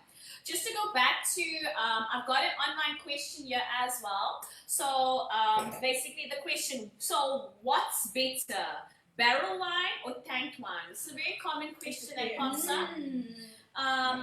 There's never rules, but Jay? I would say that it depends what your flavor is, like what you enjoy. Do you enjoy wine that has the oak profile? Yes. Or do you just enjoy wine for its freshness, its crispness, yes. Its fruitiness? Depends on what it is that you are looking for in a wine. And it depends on the varietal. The varietal. I was going to jump in on that as well. Like, in general, I'm not a huge fan of an oak Sauvignon Blanc. I like that crispy green, grassy note. So if someone tells me an oak Sauvignon Blanc, I'm already like, yeah. But it depends on the cultivar that you're tasting, and it depends on your style. Always your style. And the quality of the grapes. So there's some wines that can be made for aging, and there's some wines that just can't be made for aging. Yes. And it depends on what the grapes are like. Mm-hmm. So when they do harvest the grapes, it's the quality of the grapes that determines what we are going to do with the wine that we make. And you have to think I must say, I can't stand wooded white wine. Yeah, It's just for me, it's very off-putting to me, especially Chardonnay. Like I love an unwooded Chardonnay. I'm here for No, it. a wooded Chardonnay is amazing. But I don't Wooded know. The Chardonnay taste is is just not for me. amazing. The taste is just not for me. everybody has a different style. Like I like Chardonnay is for me when I think about white wines. I like stainless steel white wines for the most part. So I like a Chenin, I like a Sauvignon Blanc that's stainless steel. But then when I think about Chardonnays, I like that oak, I like that roundness, I like those hints of vanilla that you get from it. 100%. It's how you can tell a Chardonnay from a Chenin Blanc, from a Pinot Grigio. Yeah. So for me, that's what I like. But not everybody likes that style, right? I and think then you have. Oh, I'm sorry. Oh, I was saying, like, for example, with the Chardonnay, you guys were literally saying two opposite things. A wooded white is your favorite, and stainless steel white is your favorite. My go-to rule with Chardonnay, I know most people use the ABC rule. Anything but Chardonnay, because usually it's wooded. Try a half and half Chardonnay. One that's 50% barrel and 50% stainless steel. And you try and actually get those barrel notes. You try and get the stainless steel notes, and then you'll realize that they complement each other so beautifully that when it comes together, it's just heaven. Yeah. And then what I was gonna say too. Do you mix those in your own glass? No. You mix those in your own glass or You actually do get them on the shelf. Okay. Well, if you want to start blending by yourself, you can experiment by blending your own sort of wines. You can. Or you can Because I'm thinking I get a wooded. you know? Yeah. Because I'm thinking to myself, I get a wooded bottle and a tube, and then it's fun times. But I was gonna say too that all wood is not created equal, right? So when you think about oak in wine and you think about wood, it comes in different flavors and different aromas. Oak can be as diverse as grape cultivars. It can be as diverse as the type of grapes that you have. So you can have American oak, you can have French oak, you can have new oak, you can have old oak, you can have Hungarian oak, and you can have medium toast, light toast, heavy toast. So when you think about the oak in a wine, it's kind of like salt and pepper, right? So how much salt and pepper do you like in your food? And oak is the same thing for wine. And certain, like, for a steak, for example, you might like a lot of black pepper, like that thick, coarse black pepper, right? All over the crust. All over the crust, right? But for a chicken breast or a piece of fish, you might use like white pepper or pink pepper, which is lighter and it's not as coarse. And oak in wine is the same thing. So just keep that in mind. Oak is like the condiment. It's like salt and pepper to the wine. Okay, cool. Does that answer your question? That's so Jade on Instagram. Thank you for your question. Let's just see what else we have over here. Let's just remind everybody that we are, because people are coming in to Facebook in and out, and so we have some new people that are on Facebook. Hi Tina, how are you? Love you. Tell Tuanni and the kids I said hi. Yes, you guys. Hi Byron, how are you? Thank you for joining us, J9 Wine Bar in Chicago. For real. We're international. So we are here. I'm Tuanni Price. I'm owner of Zuri Wine Tasting, and we are here with the lovely ladies from J9 Wine. Drinking Chenin Blanc. And we are drinking Chenin Blanc because it's international. We've changed it. Just note for the record, can you put this down in history? That we have changed it from national, South African, Chenin Blanc Day, drink Chenin Blanc Day to international. We did this. International. We did this. We have people watching in Paris, people watching in Germany, people watching in, of course, America. And so it's actually International Drink Chenin Day. And thank you so much, J9 Wine Bar. We have been following you. We are coming to visit your bar very soon. We are. You guys are in. Am I rectifying me, guys? California, J9 Wine in California. Are they on Is it California? They are. Oh, hey, J9 Wine. Are you guys in LA? Because I'll make that happen. Make that happen. Okay, so we're gonna have, when the world opens up again, we're gonna have a J9 Wine only tasting at the J9 Bar. How amazing! How about that? California and America. I don't care if they're in Chicago or if they're in LA. We're coming for you. I think they're in Chicago. And I hope that everybody. And you guys have someone. You guys have someone from Uganda on as well. Oh, and Uganda? Oh my God! Please. Mama Dia voice, so whatever. Isn't that like an Eddie Murphy movie? Is that Eddie Murphy? It's Eddie Murphy. It's not Professor. I'm sorry. That's crazy. So I got my Black American movies mixed up. Look into my South African friends to correct me. We got you. So J9 Wine is in Chicago. Chicago.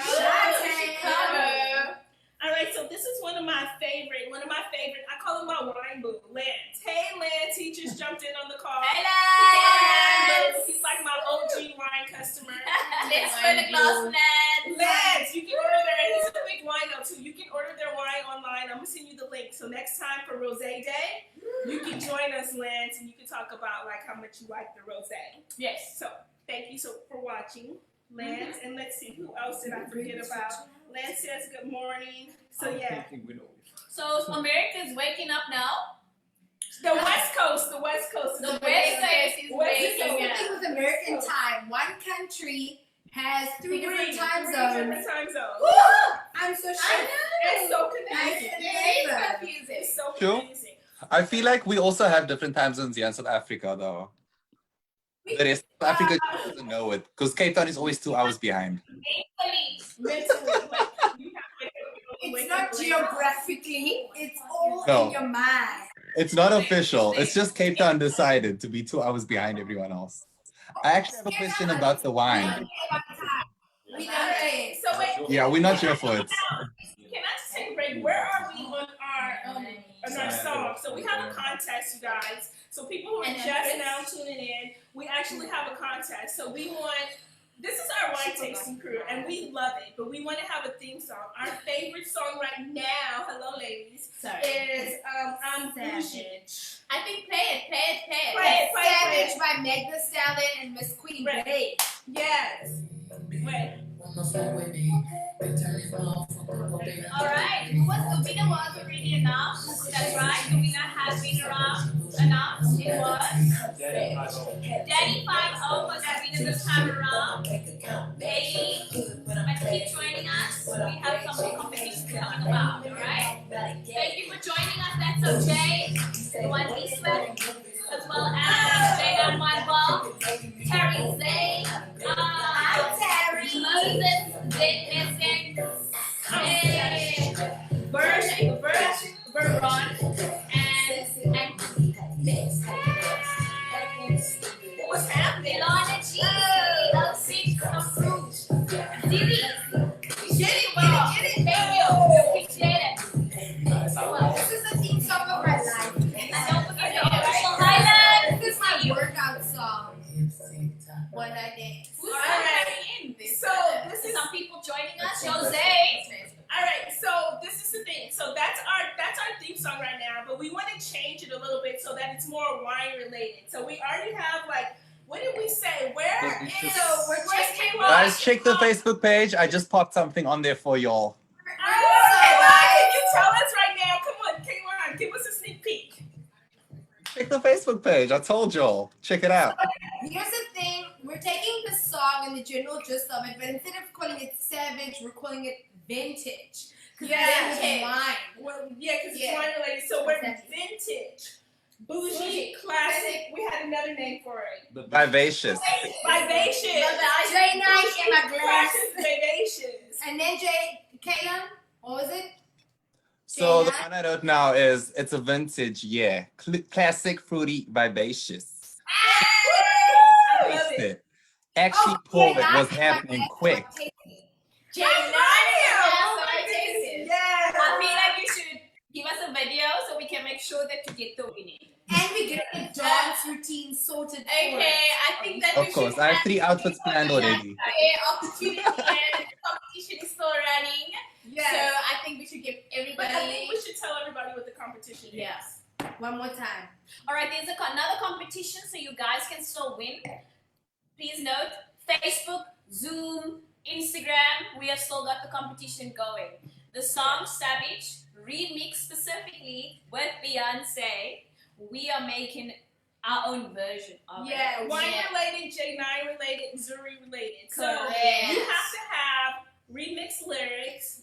And we started off with we're vintage, classic, bougie, vivacious. Yeah. And then you have to make sure that you include Zuri Wine and J9 and it somehow. Submit the lyrics. If you do a video, that's even better. Do a video. We will totally share the video. And we are definitely going to collect prizes. And so we're gonna check in with some of our favorite vendors, like Rito, for example. That's one of my favorite vendors. J9, of course, J9, Zuri Wine Tasting. Zuri Wine. We're definitely gonna give you prizes, and so there will be layers to prizes. I think the best thing would then be create a video. All right. Yes. Tag us, but we'll send all the information to everybody on all the platforms. Yes. Facebook, Zoom, and also Instagram. Yeah. Did you all see those lyrics I posted on Facebook though? Did you all read them? What did you post? We have so much. I commented on the live. We only take videos. K-Long, please put that in action. We want to hear you sing it. Bring it. Oh gosh, I don't want to put the world through that. Bring it. So we were saying that you get extra points if you make the video and you actually have the J9 bottle. The brand. The actual brand. Yep, that's with the dance. Yeah. Yes. Okay. Okay, so just to bring it back to the basics again, happy International Chenin Day with J9 Wine and Zuri Wine Tasting. Thank you, Kelly. She's here, she's alive. Thank you, everybody who joined us on Zoom, on Facebook, on Instagram. You are welcome to DM us for any orders. You can message us, send us whatever you need to do. Send us a pigeon if you need. We will deliver from Cape Town to Paris or Paris. We will deliver. From South Central Los Angeles there we to go. South Central France. And also remembering, we've got a specialist over here who's Tuanni. She knows her wine. Janine knows her wine. And this one loves her wine. She loves it. She loves it. If you have any questions, pose it. Ask us. We are here. All right? Yay! Thank you. Guys, wait, don't go. Wait, don't go. Don't go. Wait, one last question. We were trying to go. One last question. Wait, don't go. Okay, so earlier on, Tuanni, you asked me what would I pair, what chicken meat would I pair the Chenin Blanc with? Chicken dish. Yeah, that chicken So, dish. Wait a second. Do we need a drum roll? I've just tagged Tuanni and J9 on a post on something that I made a couple of years ago. Literally, this post is like from 180 something weeks ago. So it's a bruschetta with guacamole, goat cheese and egg served with seasonal veggies. I've tagged J9 and Tuanni on the comments of what that looks like.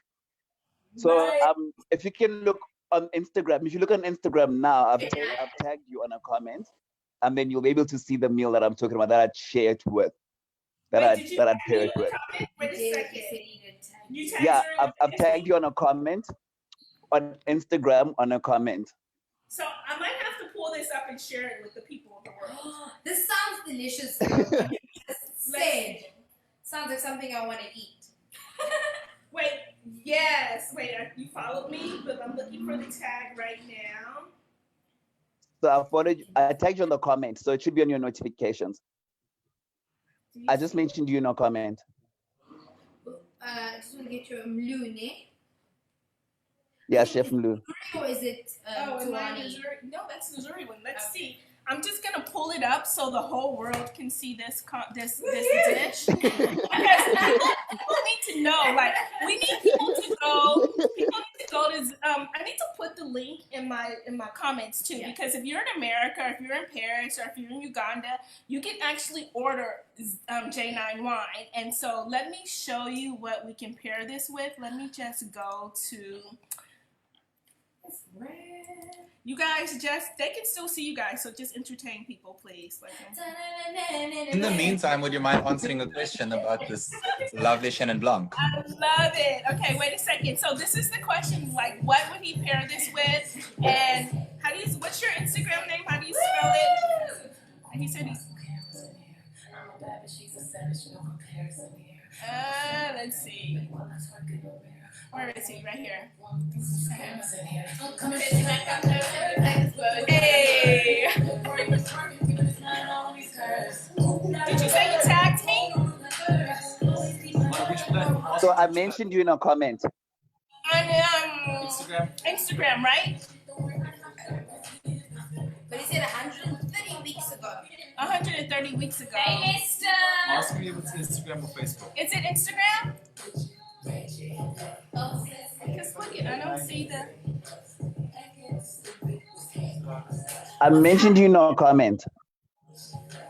I have so many comments. Tuanni, are you able to find it? No. But it's like from like 2 minutes ago. Wait. Did you do it in J9 But or also, did you do it on Tuanni? yes, I did Tuanni and J9, both Tuanni and J9. That's it. Okay, let me go to his. Well, that looks great. Okay, so I'm sorry, I'm just trying to go because he's a chef. I'm going to say Mlu, like blue, but with the M, Mlu. He's a chef and he's also a farmer who specializes in chicken. So I'm trying to find this picture. But yeah. Only the best protein on this planet. I know, but I wanted to So- share. You want to share screen? I wanted to share screen, but I don't see Which page are you on? I'm on my Zuri wine tasting. No, you mentioned the Tuanni price. Oh, That's what I was gonna say, yeah. No, I can't do it from Tuanni Price. Okay, I'll mention the Zuri now. Just Yeah. We're having cheese. Yes, Guys, so I see we these are here. We are here, so they can still see you guys on Facebook Live. So Chicken notifications now. we're so hungry. We're eating so good. Yes. What are you guys snacking on? What snacks would be best with the Chenin Blanc? Guys, I make the most delicious like cheese and charcuterie board. Let me please show you. Yes, show them this cheese board. Yum. Stunning. So we've Yum. got cured meats, which I love. It's beautiful. That's picture perfect. Yeah. And which cheeses specifically? So we Specifically with the Chenin, which cheeses? I think for me with the Chenin Blanc, because you get those beautiful fruity flavors, what I usually go for in a cheese with the Chenin is a little bit of a sharp, like salty note. So I'll even say some brie. I love me some brie. My favorite. And I like brie because it's like a canvas too. It's beautiful. And then what I can also say is I've tasted this beautiful cheese. It's made in Moy River in KwaZulu-Natal. But it's actually like a Gouda cheese. And then they put cardamom little seeds inside. Nice. So it's got a bit of spice to it. And that Nice. actually very nicely complements the cheesy, the fruity flavors in the Chenin Blanc. I But love also, that. fruit is important, roughage is important. Eat pears, they save your life. I love it. All right. Go for it. So, Have you ever Yeah. tried? Have you ever tried spreading blue cheese over pears just like that? It's the most That's amazing. Thank you so much. that sounds so delicious. So blue. Food of the gods, I say. Food of the gods. So Mlu, Yes. so I'm sharing my screen, and Mlu, who is a I chef, can see it. also owns a poultry farm. He grows chickens, right? So he suggested that we pair the J9 Chenin Blanc with this bruschetta with guacamole, cottage cheese, eggs served with. Oh, so we can have this for breakfast. Exactly. Oh. Yeah. I'm not really a fan of cottage cheese. I would do burrata cheese instead of the cottage cheese. I love No, that looks great. Burrata cheese. Burrata cheese would be great. But yeah, this is a picture of the dish. So you can follow Chef Mew at chef_Mew. Well, guys, it's time for us to Mlu. start saying goodbye. Yes. Thank you so much, Chef. Mlu, for sharing that beautiful recipe. It's savage time. Thanks so much for joining AKA us. vintage time. Thank you everyone for joining I us. hope you guys enjoyed your drink Chenin Day. And if you are interested in learning more about wine, remember to go to Zuri Wine Tasting. She's got all the deeds. She is the queen of the tasting. I learned so much like 3 days ago and I loved it. And then obviously we have to keep enjoying our J9 Chenin Blanc. Keep swirling your glass, guys. Keep swirling